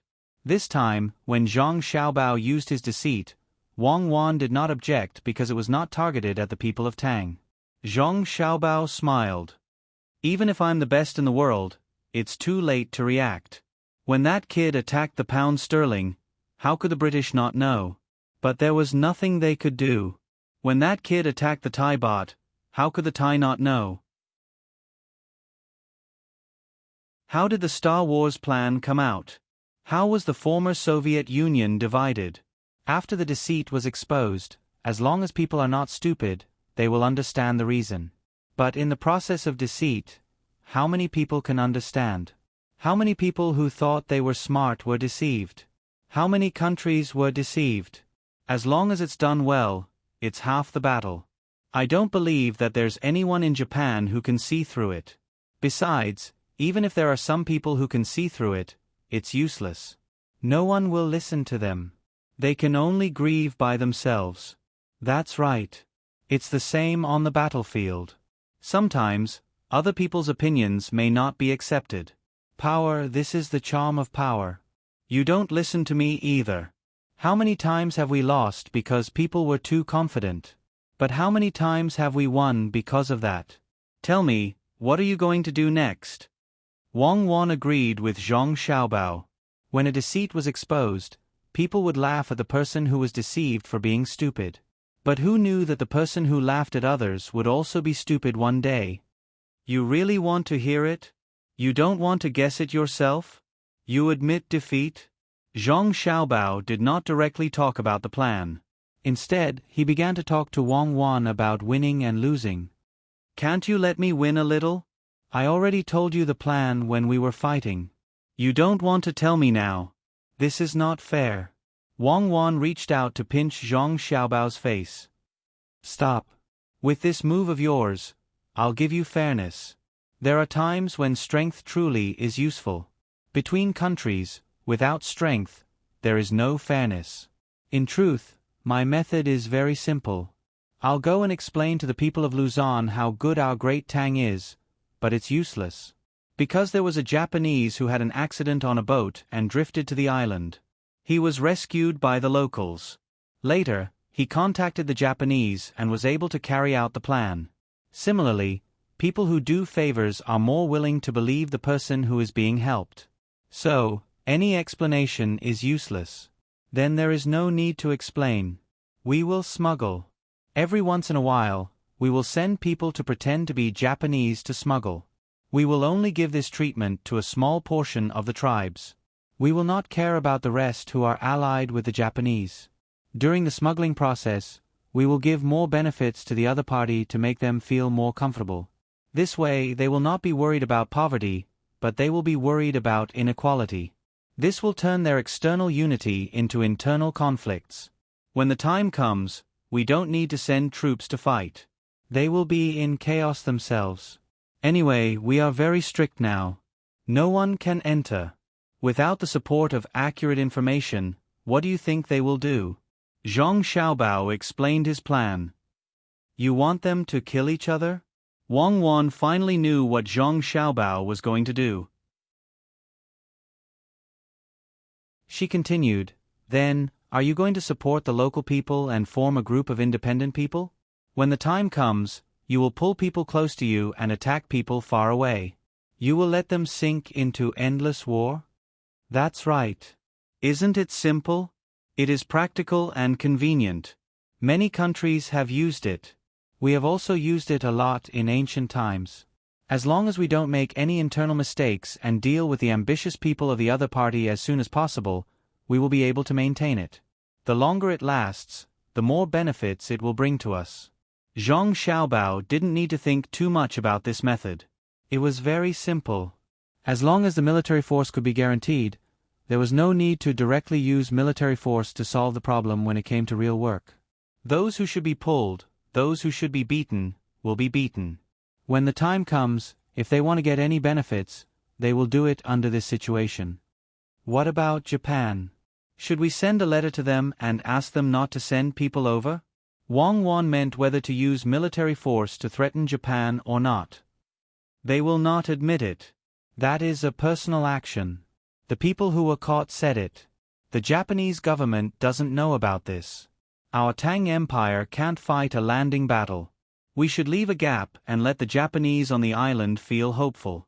They will continue to ask for domestic support. When the time comes, we will specially attack their ships and let them talk about this matter first.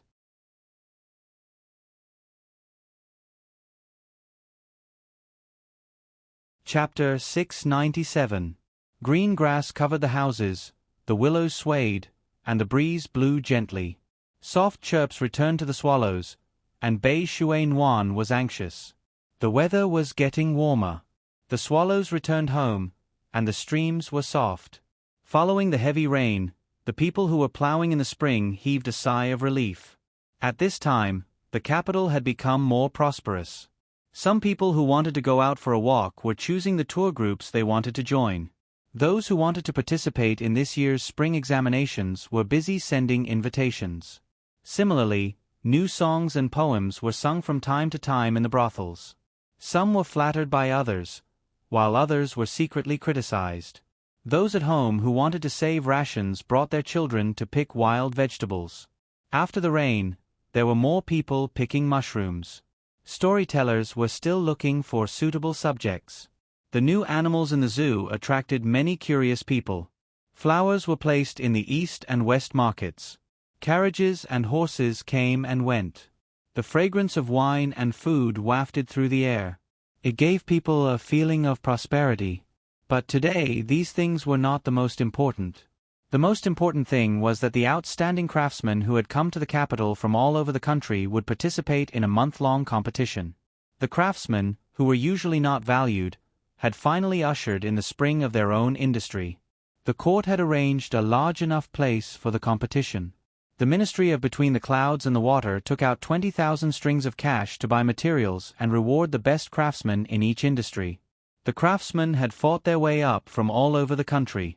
They all thought that their skills were good. Every one of them had at least one small invention or improved some kind of utensil. Their travel expenses were the money they earned from the government or local merchants after their inventions and improvements. It wasn't that the government and merchants didn't want to monopolize the money, but this time, the matter was too big. If they didn't send good craftsmen to the capital for the competition, they would lose a chance to make a name for themselves.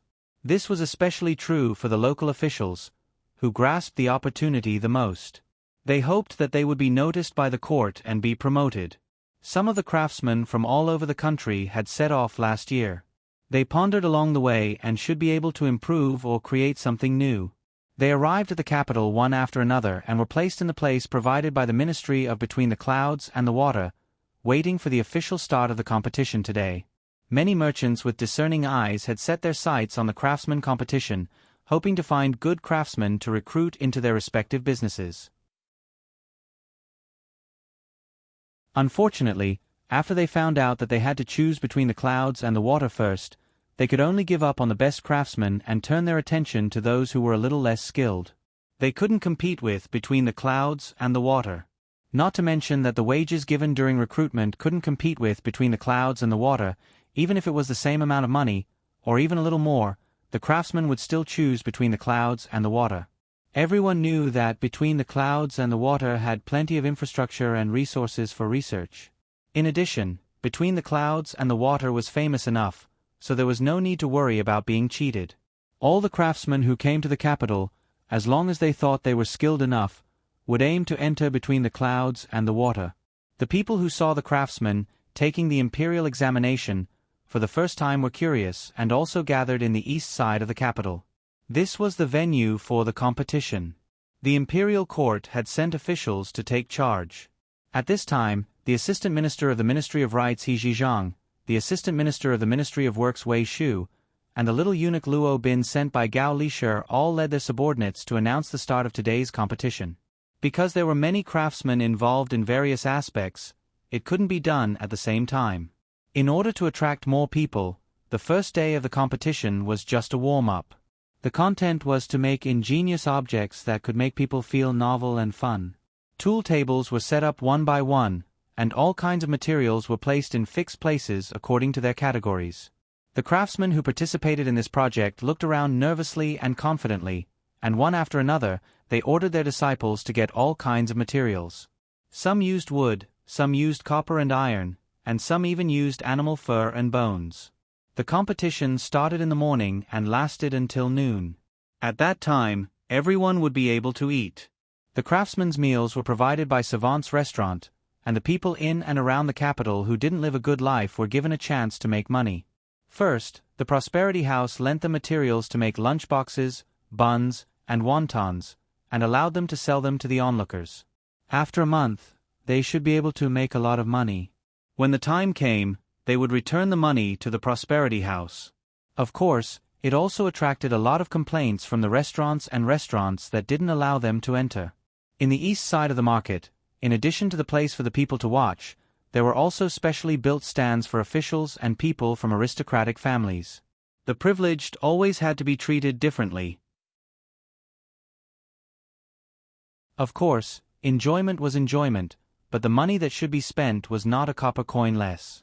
The stands were divided into A, B, and C positions. The height was different, and the provided binoculars were also different. There were also differences in the food and drinks. The best seat at the top was empty, reserved for Li Longji. No matter whether he came or not, the seat was indispensable. In case he had a sudden impulse to come to the east side of the market and take a look. The craftsmen were busy, and the little eunuch Luo Bin was walking back and forth, his eyes darting around, afraid that someone would cheat. He had been repeatedly warned by Gao Lishir not to make any mistakes, because the competition not only made the capital more lively, but more importantly, it was to select talents for the Zhang family and Wang family. The assistant minister of the Ministry of Rights, He Zhizhang, didn't seem to be paying attention to the competition.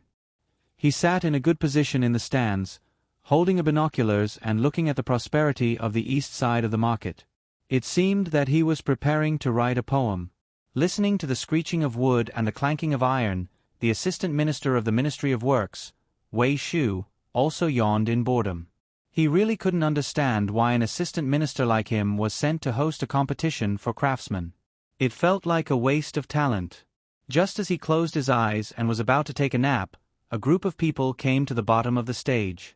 Each of them had a blade in their hand, and in the middle, there were two people. They didn't greet others and went in through a specially sealed staircase.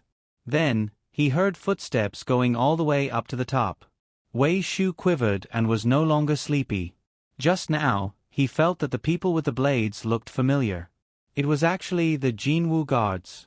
The people who followed the two people up were the imperial bodyguards. Mother, the emperor actually came. Needless to say, one of the two people was the emperor, and the other was Gao Lisher. It seems that it wasn't a waste of talent. No, I have to go down and take a look. If I continue to sit on the stage, it will be troublesome if the emperor thinks that I didn't do my best. Before going down, Wei Shu kindly nudged He Zhizhong beside him. Assistant Minister He, do you want to go down and take a look? Oh, okay, that's exactly what I was thinking. He Zhizhong replied happily. With such a big movement just now, it was impossible for him not to hear it. The poetic feeling in his heart suddenly sublimated, and he began to do practical things. Just like art, it was higher than life, but it also originated from life. Li Longji sat on the best and highest position and looked down with a telescope. He said to Gao Lisher, "Lisher, the craftsman below will be a big help for Project Soaring. Help us see which one is the best." How could Gao Lisher know who was the best? The competition hadn't been decided yet. Everyone seemed to make different things. He didn't know what kind of rules the judges would use. While he was anxious, he suddenly saw a craftsman below. He seemed to have seen him before. After thinking carefully, he remembered. It was Lu Jiro's distant relative. He heard that he had been with the Zhong family for a long time. He didn't know why he came to participate in the competition this time. Looking at the place written on the competition plate, he actually represented Feng Province. Seeing this person, Gao Lisher had an idea. He said to Li Longji, "Your Majesty, this subject thinks that the person sitting over there might be the best in this competition. Your Majesty, please take a look." Li Longji followed Gao Lisher's finger and looked over. He asked puzzledly, "Could it be that Lisher can foresee things? This subject doesn't have that ability. This subject has seen this person before. He is a distant relative of Lu Jiro, who recently left her position as the Minister of Works. He has always been with the Zhong family. This subject believes that he has learned a lot of skills. I just don't know why he is representing Feng Province," Gao Lisher explained. "Oh, so he is Lu Qing's relative. He is with the Zhong family. Not bad. How is Lu Qing recently?" Li Longji felt that since this person was from the Zhong family, he must be very powerful. He suddenly thought of Lu Jiro, who was no longer in office, and asked. Hearing Li Longji's question, Gao Lisher laughed before answering. "Haha, Your Majesty, Lu Jiro is busy with moving. She keeps saying that Xiao Bao and Cuckoo are ingrates." "Why? Did Xiao Bao and Cuckoo not give her enough gifts? Where does she want to move to?" Li Longji's curiosity was aroused. "She wants to move to Baoxin County first. She wrote a letter to Xiao Bao and Cuckoo, but they didn't agree. They said that the weather was warm, so they didn't send a boat to pick her up. In the end, Lu Jiro couldn't help but stroll around the recuperation area behind Dei Hospital. She would mention it to anyone she knew. Many of the officials who went to check on her body avoided her." Gao Lisher laughed after saying this. Li Longji understood and laughed as well. "So there is such a thing. It seems that her body hasn't recovered yet. Fortunately, there is Dei Hospital. Otherwise, when she had a relapse last time, the palace couldn't have taken out good things to save her life. She probably wants to live a few more years, so she insists on going to Xiao Bao and Cuckoo." "That's right. Many officials are preparing to leave their posts and live with the Zhang and Wang families. Xiao Bao and Cuckoo have already written a letter to this subject. They want to build a large villa area in Sanshui County, and they are preparing to settle in people who want to join in the fun. This subject is also worried. I can't let all the officials live in Sanshui County in the end. Gao Lisha continued to explain the situation. Li Longji muttered to himself for a moment, then said, "This matter is easy to handle. Everyone thinks that the Zhang family's medical facilities are good, and the food is good, so we can't let everyone go. Officials of the 5th rank and above can go after leaving their posts. Those below the 5th rank have to see what they have done. Only those who have made great contributions to the court can go.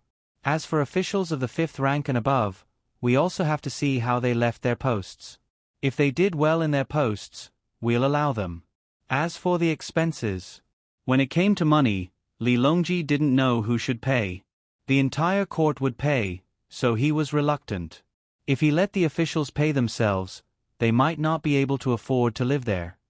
"Your Majesty," Xiao Bao mentioned this point in his letter. He said that money is a small matter, and he wants to gather all the officials who are leaving their posts together.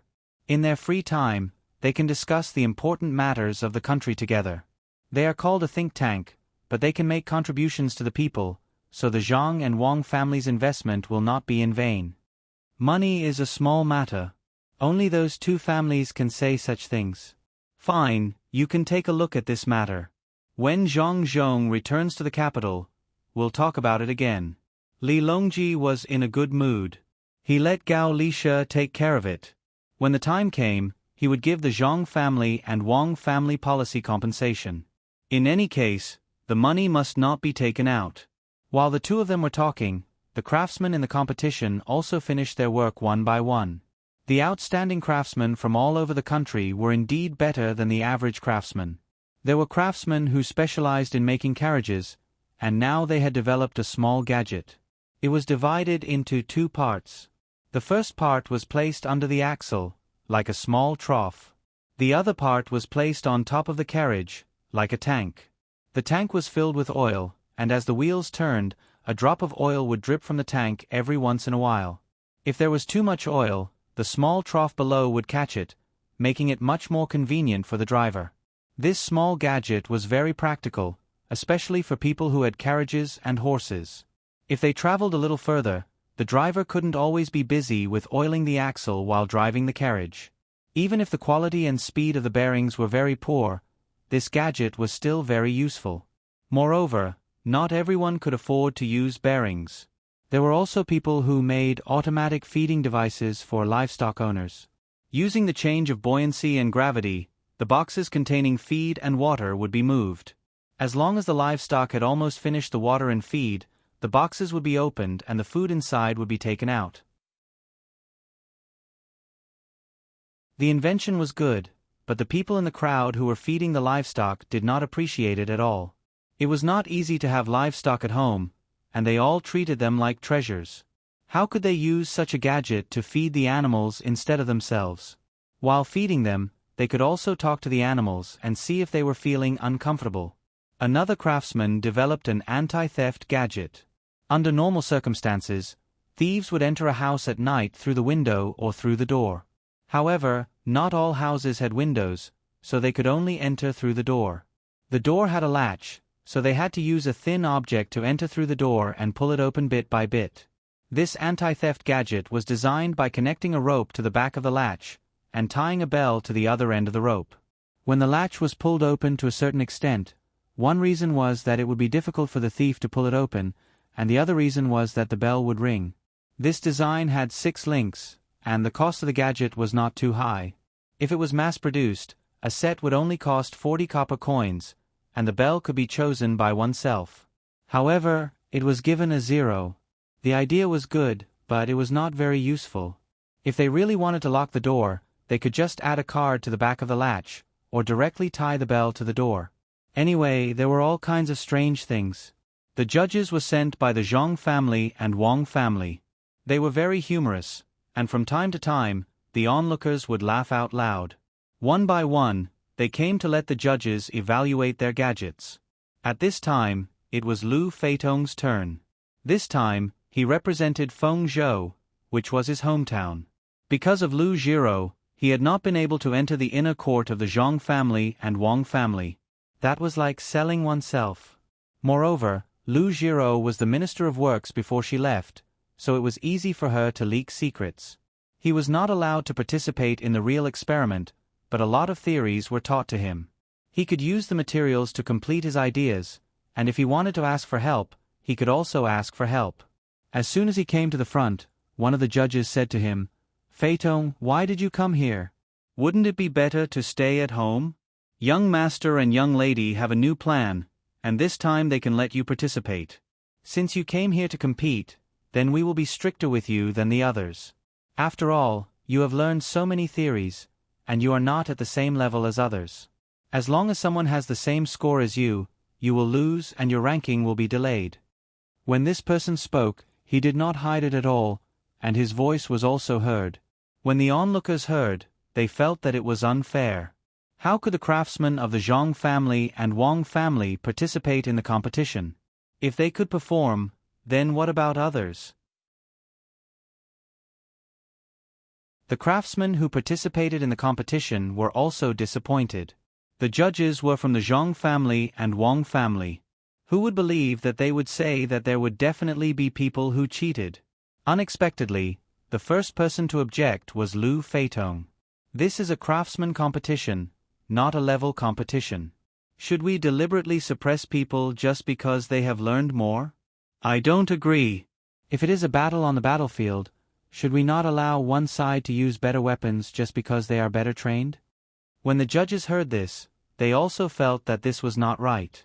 They should not avoid family members. They nodded and said, "That's fine. Regardless of the level, we will only look at the object."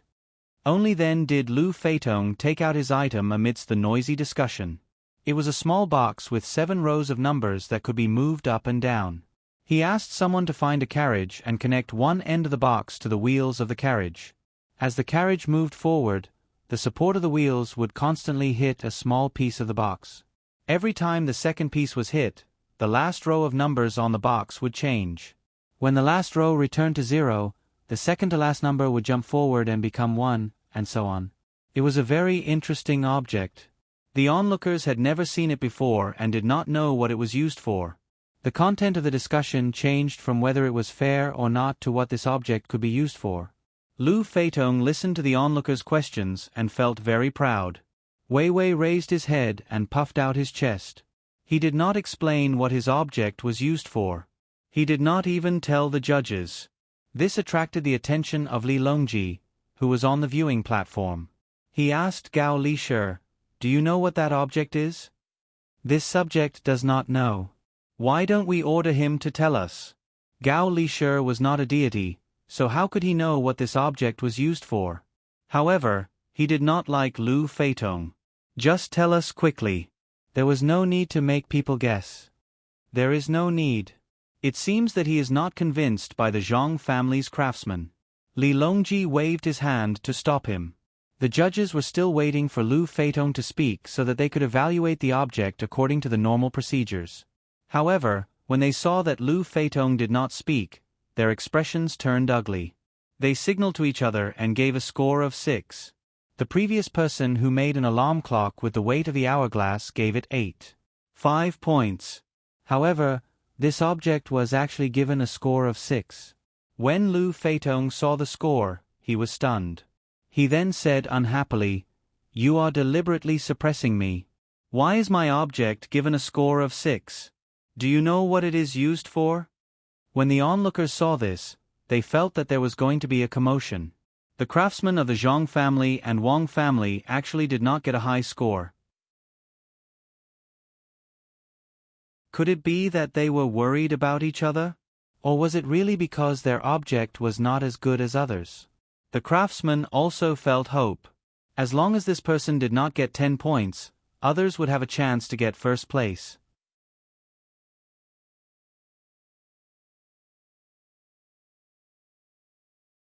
Chapter 698. Lu Feitong was stunned by the question. He replied, "Aren't you the judges? I'm asking you why you gave me such a low score. Do you know what the thing I made is used for?" "Yes, we are the judges, but we also represent the highest level of craftsmen from the Zhang family and Wang family. Do you think you can get 10 points for making a counting device for a carriage? If you didn't use it directly on the carriage or connect it to other things, we might have given you 9 points. Because it can also measure the speed of flowing water and wind, but you only used it on the carriage. Do you want all the carriages in Tang to have the same size of wheels and the same spacing between the supporting ribs? All the people riding the carriage don't directly ask how much it costs to travel from the east to the west. Instead, they look at how many times the wheels turn and the price is different every time. Do you think that if you don't say it, no one can tell? We gave you 6 points because your theory is not bad and you came up with it yourself. But this thing of yours has been around for a long time. When the young master and young lady tested the speed of the washing machine and the generator, they got someone to make a more precise device than this. It's just that no one has seen it. You're always at home.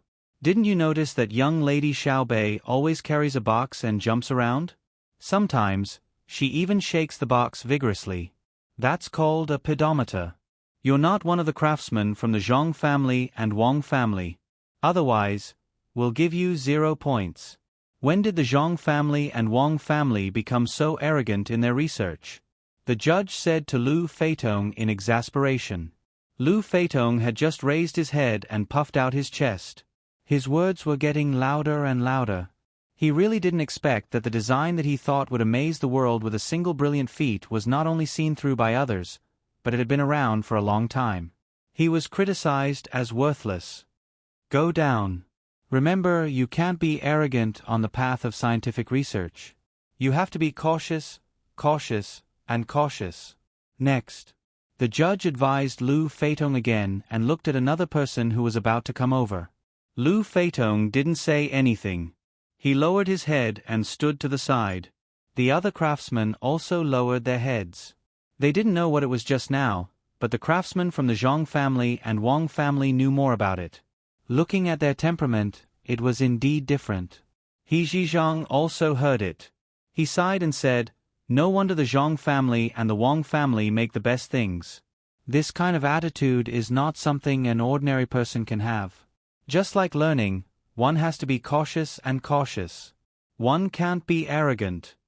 As the assistant minister of the Ministry of Works, Wei Shu felt the same way. When we go back, we have to have a good talk with the craftsmen. We have to have good ideas, but we can't forget to think about the specific application of the materials. We have to do it step by step to lay down a good foundation. One by one, the craftsmen came forward to be evaluated. When almost all of the craftsmen were done, there was still one craftsman who was still working. Seeing that the time was almost up, he still looked calm and unhurried.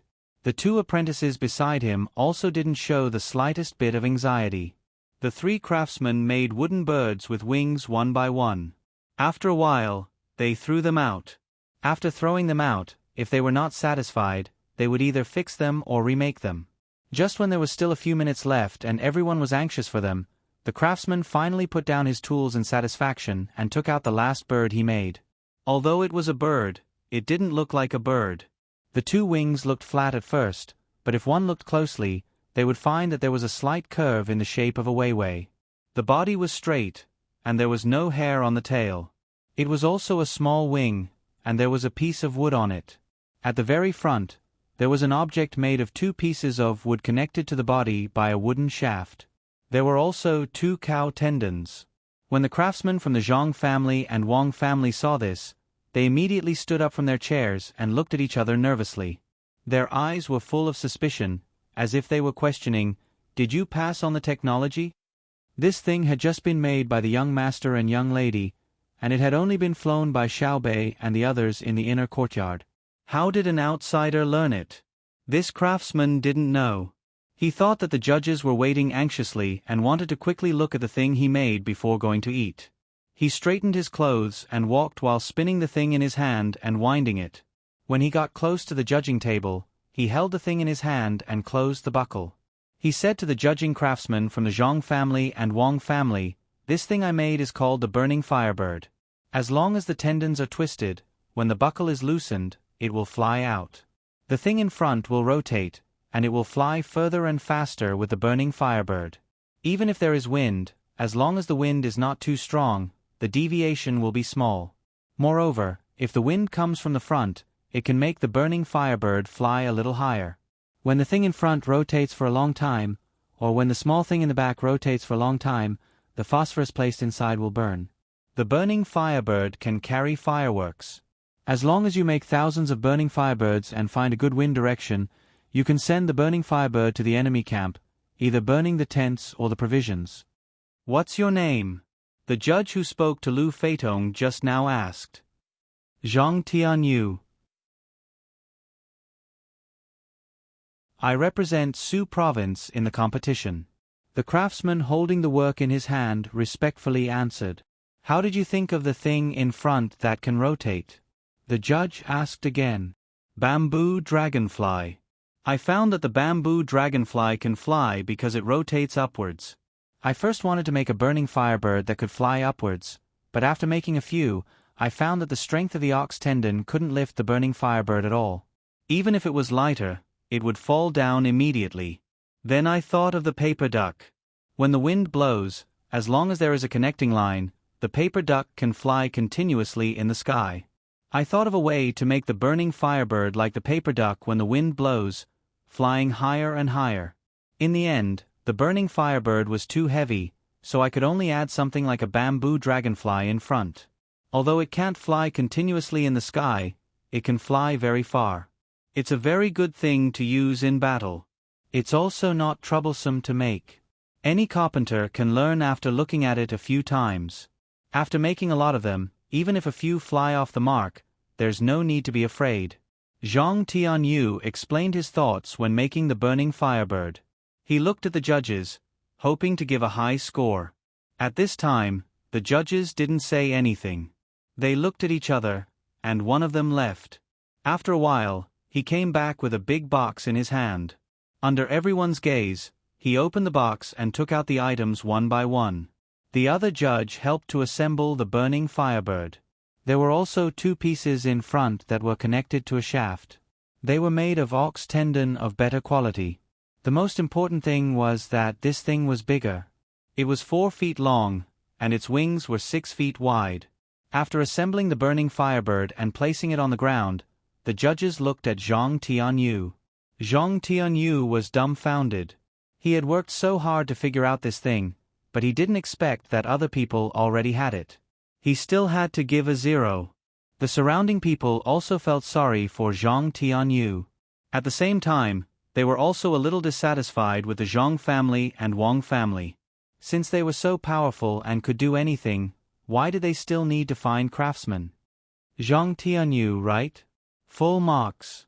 If there's nothing else, you can take the ship from Beijing to Luoyang tomorrow. After that, you can transfer to Buxin County.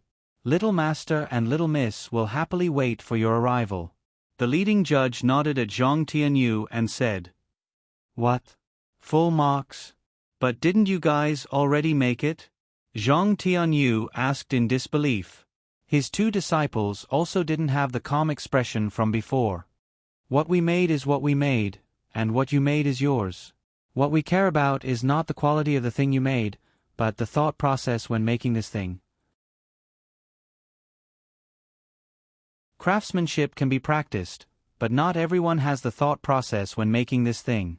I hope that in the future, we can jointly make better things. Go, find Little Master and Little Miss, and you will see even more good things. The judge sincerely congratulated Zhang Tianyu. Zhang Tianyu suspected that he was dreaming. He looked at the judge, then looked at his 2 disciples, and then looked at the people around him who were also happy for him. He was so excited that he couldn't say a word. His hands were tightly clenched into fists. The emperor has decreed that Zhang Tianyu will be registered in the Ministry of Works as a supervisor of military equipment. He will be rewarded 100,000 yuan and 50 bolts of silk. Go to Buxin County's deputy county magistrate and the registrar to receive it. At this time, Gao Lisher loudly shouted to the people below the stage. He shouted 3 times in a row. When he was sure that the people below heard it, he stopped and turned his head away in embarrassment. The emperor was really too AI. He even wanted Xiao Bao and Cuckoo to pay for the rewards. He was working for the 2 of them, but he couldn't do this. The judges all curled their lips at the same time. 100 strings of silk and 50 bolts of silk were not a lot. How could the emperor be stingy to this extent? When Little Master and Little Miss found out, they would scold him again. Zhang Tianyu didn't know who paid for the money in the end. When he heard that he was an official and was rewarded by the emperor, he forcefully pinched his thigh. He suddenly knelt on the ground and cried loudly. He cried as if he had been wronged. As he cried, he said, "Who said that I can't be an official? Who said that the things I studied were useless? I want to go back. I want to go back to Shuzhou and see if they will let me return to the sect." After muttering for a long time, he finally remembered to thank the emperor. After thanking him, he worriedly asked the judge, "Will there be a ship to Luoyang tomorrow?" "Yes, there will be one when you get there. The ship association will give you one. When you arrive at Boxin County, you have to clearly report your place of origin. Naturally, someone will go and check. As for the specifics, you will know when you get there." The judge put away Zhang Tianyu's small plane and had someone take the big plane to see Gao Lisher. This was specially sent for Gao Lisher to play with. He wanted to let him see how to fly and keep it as a souvenir. The surrounding commoners cheered for Zhang Tianyu. At the same time, they didn't forget to praise the Zhang family and Wang family. As expected, they weren't biased and acted fairly. The craftsmen also heaved a sigh of relief. They didn't have to worry about cheating in other competitions. After everyone was happy for a while, it was time to eat. Li Longji also walked down the stairs. As he walked, he said to Gao Lisher, "When we go back, take a look at this plane and make it bigger. I reckon that it won't be a problem for people to fly on it. I also sent a talent to Xiao Bao and Cuckoo. Don't you think that they should accept this kindness?" "Yes, they should." Gao Lisher naturally followed along. As for what he was thinking in his heart, no one knew. He looked at the big plane again. "Your Majesty, this subject guesses that even if this plane is made bigger, it won't be able to fly. How many ox tendons would it take? How long would it be able to fly for? Perhaps there is another way." "Oh, there is always a way. Let's go to Savant's restaurant to eat." Li Longji came out once and didn't want to go back immediately. Thus, he went to Savant's restaurant to eat. The food there was no worse than the food in the palace. Perhaps there would be new dishes. Those who were looking for a place to eat did so. Those who were willing to sell snacks waited for the competition in the afternoon. When most of the people had left, Lu Feitong lowered his head and walked towards Savant's restaurant alone. He didn't want to go to Savant's restaurant in a fit of pique, but he didn't have any money on him. Since his uncle wasn't in the capital, he could only go to his own restaurant to fill his stomach. As he walked, he muttered, 6 points, just give me 6 points. If they have good skills, they won't teach me.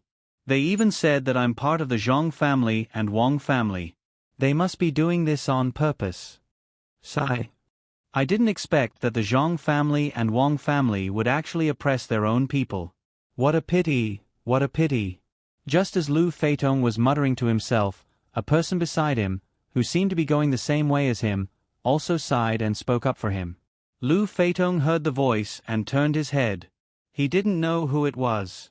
That person didn't look at him and continued walking with his head down. Seeing that he didn't know who it was, Lu Feitong continued walking. That person started talking again. If it were my family, I wouldn't deliberately oppress my own people. I would teach him the best skills and let him show off in front of everyone. What a pity, what a pity. Many people are deceived by the name of the Zhang family and Wang family. Lu Feitong still didn't reply and walked faster. That person finally raised his head and said as if he had just seen Lu Feitong, "Isn't this Brother Lu? I didn't expect to meet you while walking." "You are?" Lu Feitong was puzzled and asked curiously. "Who I am is not important. What's important is that I feel wronged for Brother Lu. You are part of their family.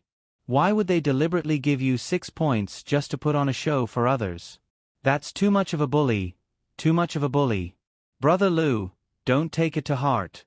Today, it's my treat. There's a shop nearby.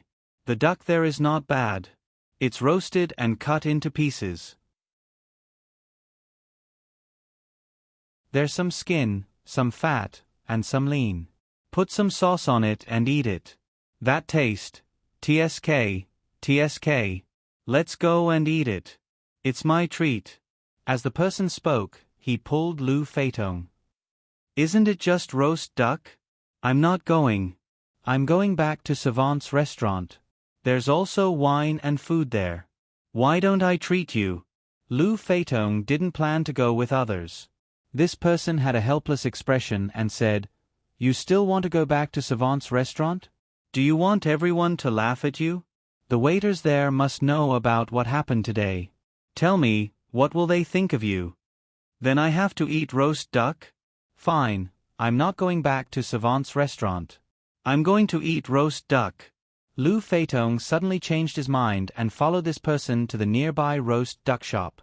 When the two of them arrived outside the shop, there were already many people waiting in line. Brother Lu, I'm a student of the 4 Seas Academy.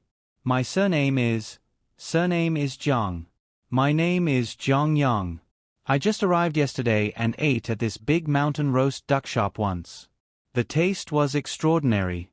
Brother Lu hasn't eaten here before, right? The person who pulled Lu Feitong over also lined up and talked to Lu Feitong with nothing to do. Shaking his head, Lu Feitong replied, I haven't eaten here before. How can it be better than Savant's restaurant? It's not the same. Savant's restaurant doesn't sell roast ducks. Each has its own strengths. The person who called himself Jiang Yang commented. Lu Feitong didn't say anything this time. He followed behind the line and moved forward bit by bit. The ducks in the shop were served very quickly. Some people wrapped the ducks in oil paper and walked back to eat, while others waited for others to finish eating before sitting in the shop to eat. Seeing that he didn't say anything, Jiang Yang said to him, Brother Lu, are you afraid that I will harm others? Lu Feitong's eyes looked at the waiters who were wrapping ducks for others. He suddenly shook his head and felt that something was wrong. He nodded at Jiang Yang and said very honestly, I don't know you. I only drank a little wine. Since Brother Lu shook his head first, it means that you aren't afraid.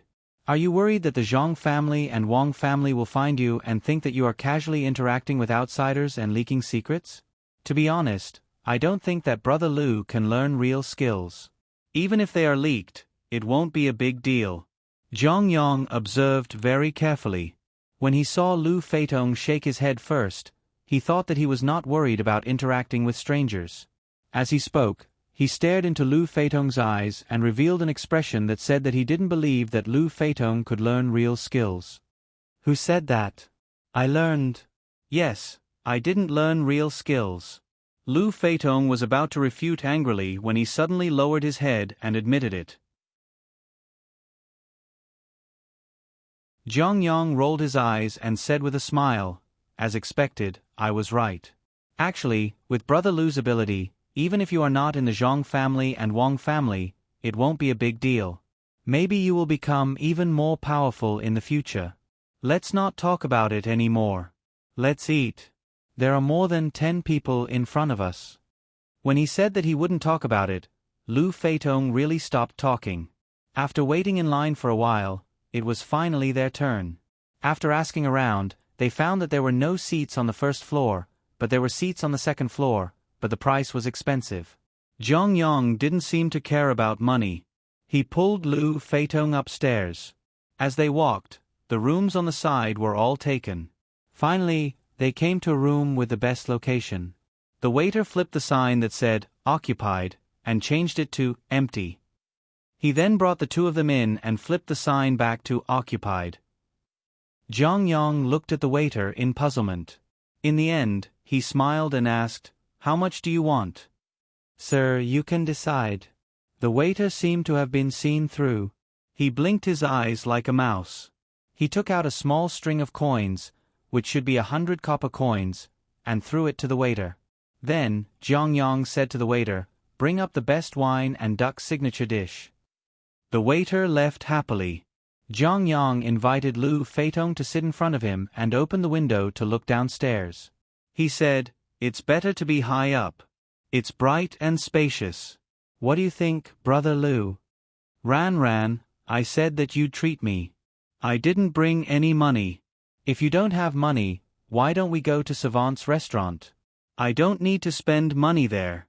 Lu Feitong seemed to be a little nervous. He first told Jiang Yang that he didn't have money.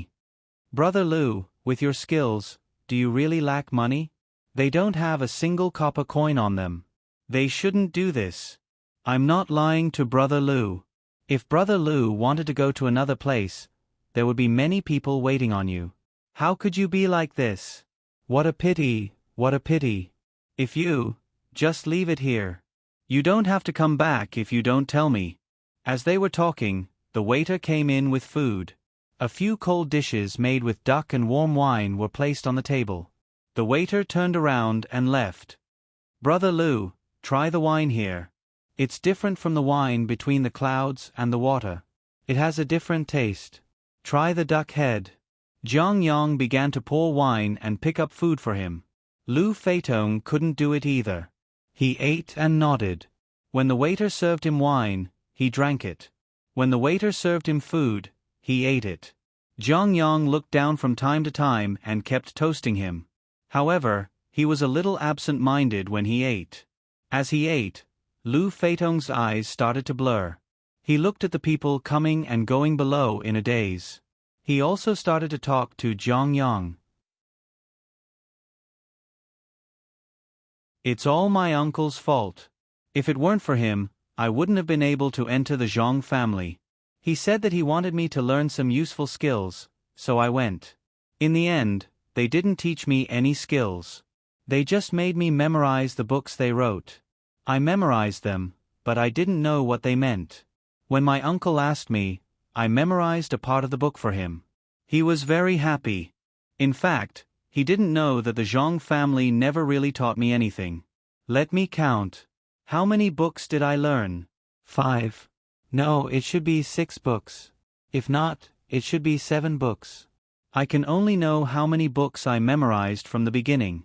Tell me, with someone like me, how could they possibly teach me their true skills?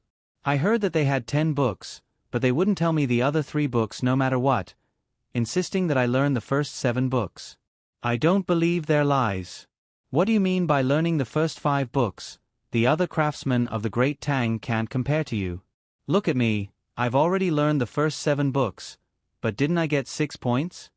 This time, Lu Feitong started to take the initiative to pour wine for Jiang Yang. As long as Jiang Yang's cup was empty, he would pour it. When it was his turn, he would drink 1 cup after another. When he finished, he would pour the wine again. When Jiang Yang heard Lu Feitong's words, he swallowed his saliva and whispered, "Brother Lu, I think you don't need to continue learning from the Zhang family and Wang family. You can go elsewhere to teach people. As long as you say that you learn from the Zhang family and Wang family, people will be willing to believe you even if it's a lie. Brother Lu, I also want to know what they teach. If Brother Lu can still remember it, why don't you recite it for me?" "Recite it?" "No, I can't recite it." What's that horse down there? Why does it have 2 heads? I'll go take a look. You sit here." Lu Feitong looked down and suddenly pointed at a horse that was pulling a carriage. "Brother Lu, you drank too much. Don't drink any more. Why can't you recite it? Did you not memorize it?" Jiang Yang poured more wine for Lu Feitong. "I didn't drink too much. It's just that my eyes are playing tricks on me." "Who said that we memorized it? It's just that there are too many books. I can't recite them all. I studied for many years and only learned 7 books. Those books are so thick. I'm so tired. One of my heads is missing. Come, drink." Lu Feitong shook his head vigorously. He raised his cup and downed the wine. He took off his shirt and was shirtless. He was sweating all over. He put down the empty cup and hummed a tune. Zhang Yang continued to pour wine. Brother Lu, why don't you let me listen to it when you have time? Since there isn't enough time, why don't you recite the 7th book first so that I can broaden my horizons? The 7th book? What's the 7th book again? I've been memorizing it since the 1st book. Let me tell you, the 1st book, the 1st volume, the 1st chapter, the way of smelting. Every smelter should know how to control the heat and understand how to be flexible. First of all, turning iron into steel. Aya, whose family is that little girl? Why is she so fat? She even swayed when she walked. Lu Feitong started to recite from the 1st book. After reciting a few sentences, he pointed at a woman who just got out of the carriage and said, Brother Lu, don't worry about her. We'll carry our own things. Zhang Yang couldn't tell that the woman was fat, let alone swaying. He closed the window beside Lu Feitong and let him continue to carry her. When he sat down, he saw someone downstairs making a gesture to him. He could only sigh regretfully and say, Brother Lu, I'm so happy today that I forgot to do something important. Why don't we drink another day? I'll leave first. Here's the money for the wine and dishes. Zhang Yang took out 2 pieces of silver worth about 3 coins and stood up to leave. Lu Feitong was still behind him. Take care. Look at how swaying you are. You must have drunk too much. Zhang Yang quickly agreed and left in a hurry. As soon as he left, the waiter came in and said to Lu Feitong, Do you want some hangover soup? No, I used to be a blacksmith. This little bit of wine is nothing. Did you send someone to follow him? This is the money he left. Lu Feitong opened the window again, picked up the wine and took a sip. The waiter looked at the money and said, It's not even enough. The wine is expensive. Do you want to pay for it or the other one? Of course I want to pay for the other one. I don't have money. Is Dashan in the shop? What is he busy with? If not, I'll go find him to drink. This time I'll let him have it. Lu Feitong put away the 2 pieces of silver on the table and asked the waiter. The waiter was going to get the money, but seeing that Lu Feitong had taken it, he gave up and replied, He's right next door. He's afraid that you won't be able to handle him if he suddenly does something bad, so he brought 2 people with him. If something really happens, he'll come over. Go find him yourself. You know it's from your shop, but you still eat it. Look at the duck head. You dare to sell it without biting it? I'll go find Dashan. You take your time to clean it up. I'm drunk, I won't help you. Lu Feitong picked up the remaining half of the wine jar and went to the room next door, leaving the waiter to work alone. He muttered, You're bullying me. I'm just a little short of stars. When Lu Feitong came over, Zhang Dashan and the other 2 people had already sat down at the table and started eating. Just now, they had been very worried. It was supposed to be lunchtime, but the waiter outside saw Lu Feitong and another person coming to line up. The waiter asked with his eyes if he wanted to come up directly. At that time, Lu Feitong shook his head. The waiter immediately realized that something was wrong and quickly came to report. Under surveillance, he led them all the way to the reserved room on the 2nd floor. Otherwise, Zhang Yang would be dreaming if he wanted to get a seat. When Zhang Dashan saw Lu Feitong come in, he congratulated him. Congratulations, today's meal is on you. Didn't you bring 2 pieces of silver with you? It's just enough.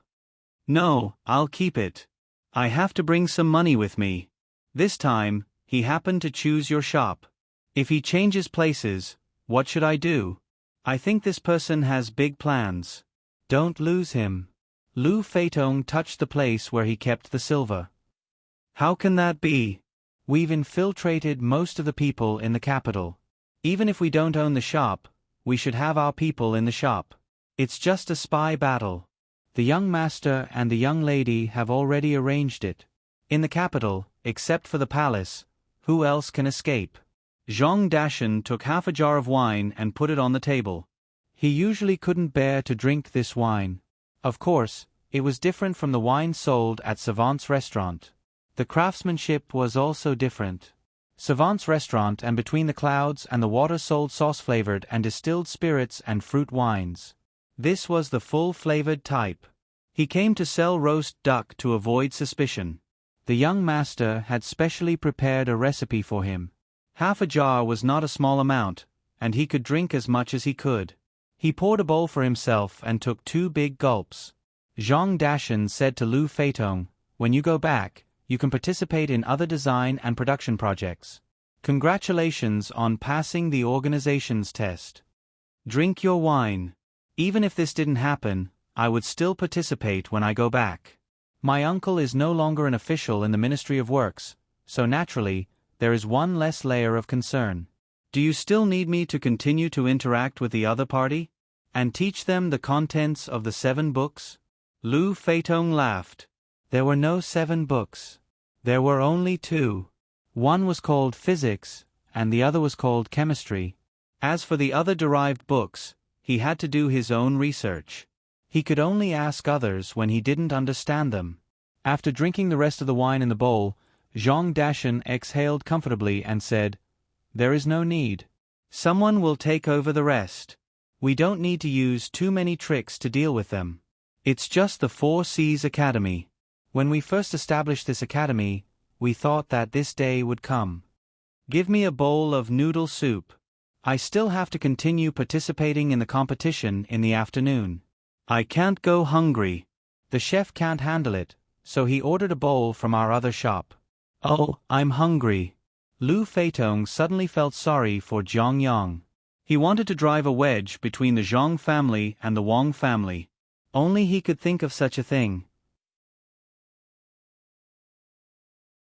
The unity between the Zhang family and the Wang family was not guaranteed by money or skills. There was a faint but strong connection between them, just like the canned food that was specially made for the inner courtyard. They didn't expect to achieve much outside, just take care of themselves. Jiang Yang, who felt that he had tricked someone, looked around vigilantly as soon as he left the Dashan roast duck restaurant. He stopped an empty carriage that happened to be coming, entered the carriage, and said to the coachman, "Let's go out of the city." The coachman didn't ask for the specific location and drove the carriage in the direction of the Cheng Gate. But before they could walk out of the gate, Jiang Yang said to the coachman, "Stop the carriage. Get off here."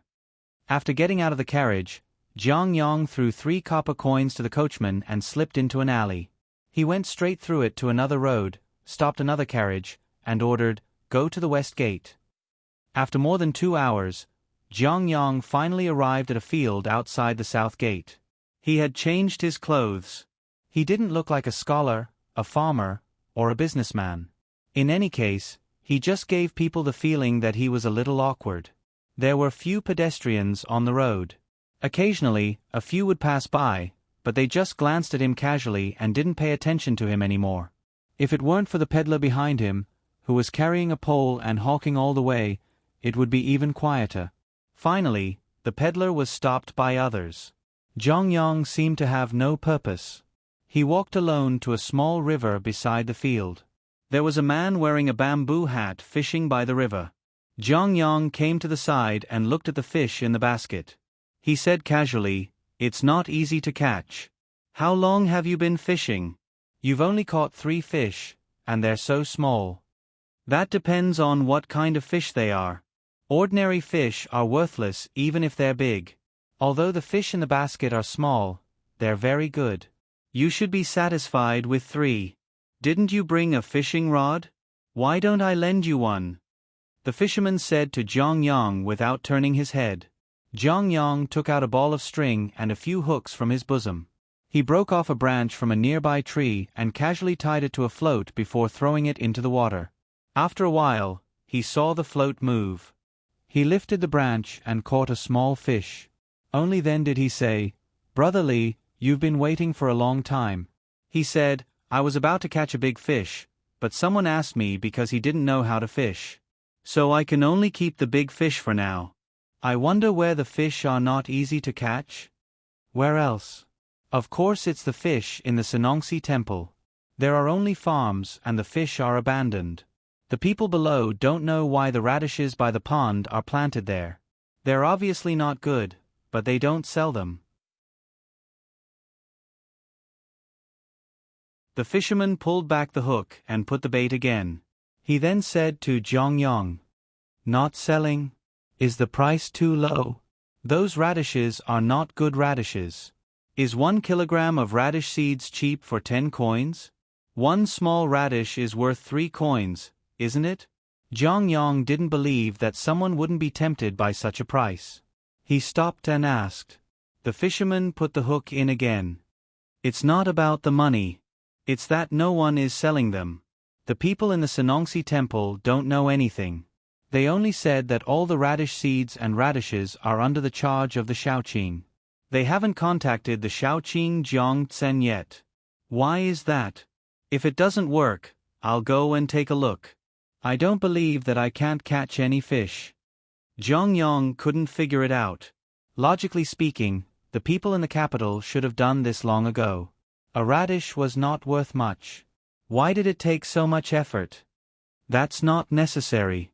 Before you came, a person who also liked to fish just left. He said that he would think of a way. The fisherman replied. "Then why did you call me here? I'm about to get some useful technology." Sigh. Why is it so awkward to do things the moment you enter the capital? Zhang Yong complained. He didn't have the mood to fish anymore. He threw away the branch in his hand and sat there sulking. After all, the capital is different from other places. If everything is done according to us, would it still be the capital? Not to mention the capital, even in Buxin County, would it be comfortable to do things? The fisherman caught another fish and put it in the basket. After saying this, he put away the tools, picked up the basket and left without looking back. Zhang Yong picked up a stone and threw it into the water angrily. He scolded, "A bunch of incompetent people. They even delayed my business." The sky was so blue, the clouds were so white, and the wind was so gentle. Walking on the road, it felt like the whole world was alive. Jiangtsen had a good time recently. After coming back that day, he asked people to collect all the failed radish seeds and didn't allow anyone to take away any radish that was still planted in the field. The people in the Senongsi temple didn't know the reason, but they all knew that the Senongsi temple was no longer the Senongsi temple of the past.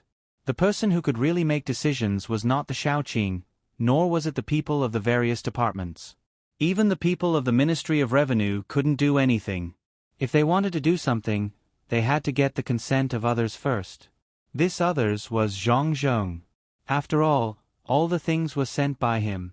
The Shaoqing was called by the emperor once, and when he came back, he issued an order. It seemed that it had something to do with the people on the other side.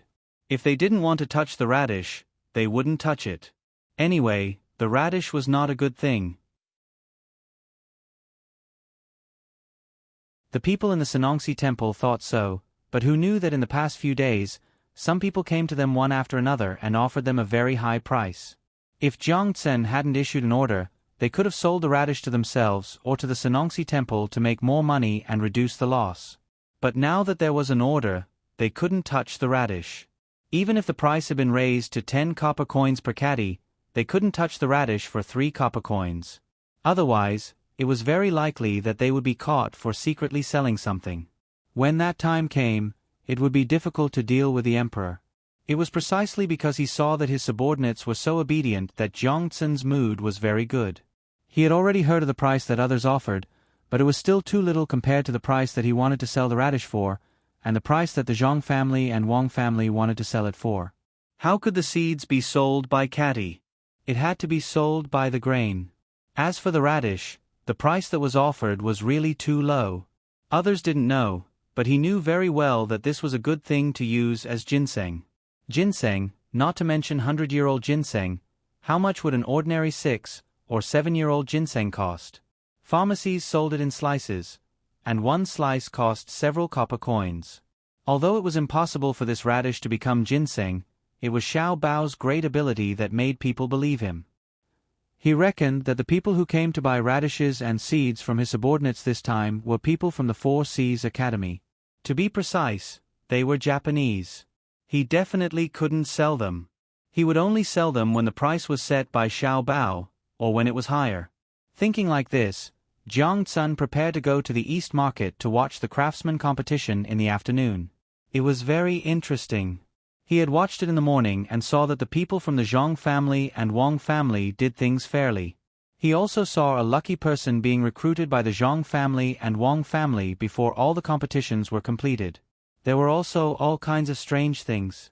He didn't know what kind of situation would appear in the competition in the afternoon. "Master, don't you have to work in the afternoon?" Jiang Tsen was followed by a servant sent by his family. Normally speaking, the servant had to wait patiently outside the Sea Nong Temple and wait until everyone else had returned home before the master could appear. He didn't expect that he didn't have to stay so long starting from this morning. The master insisted on coming out for a stroll. Could it be that there was no work in the Sea Nong Temple now? Did the master just become idle?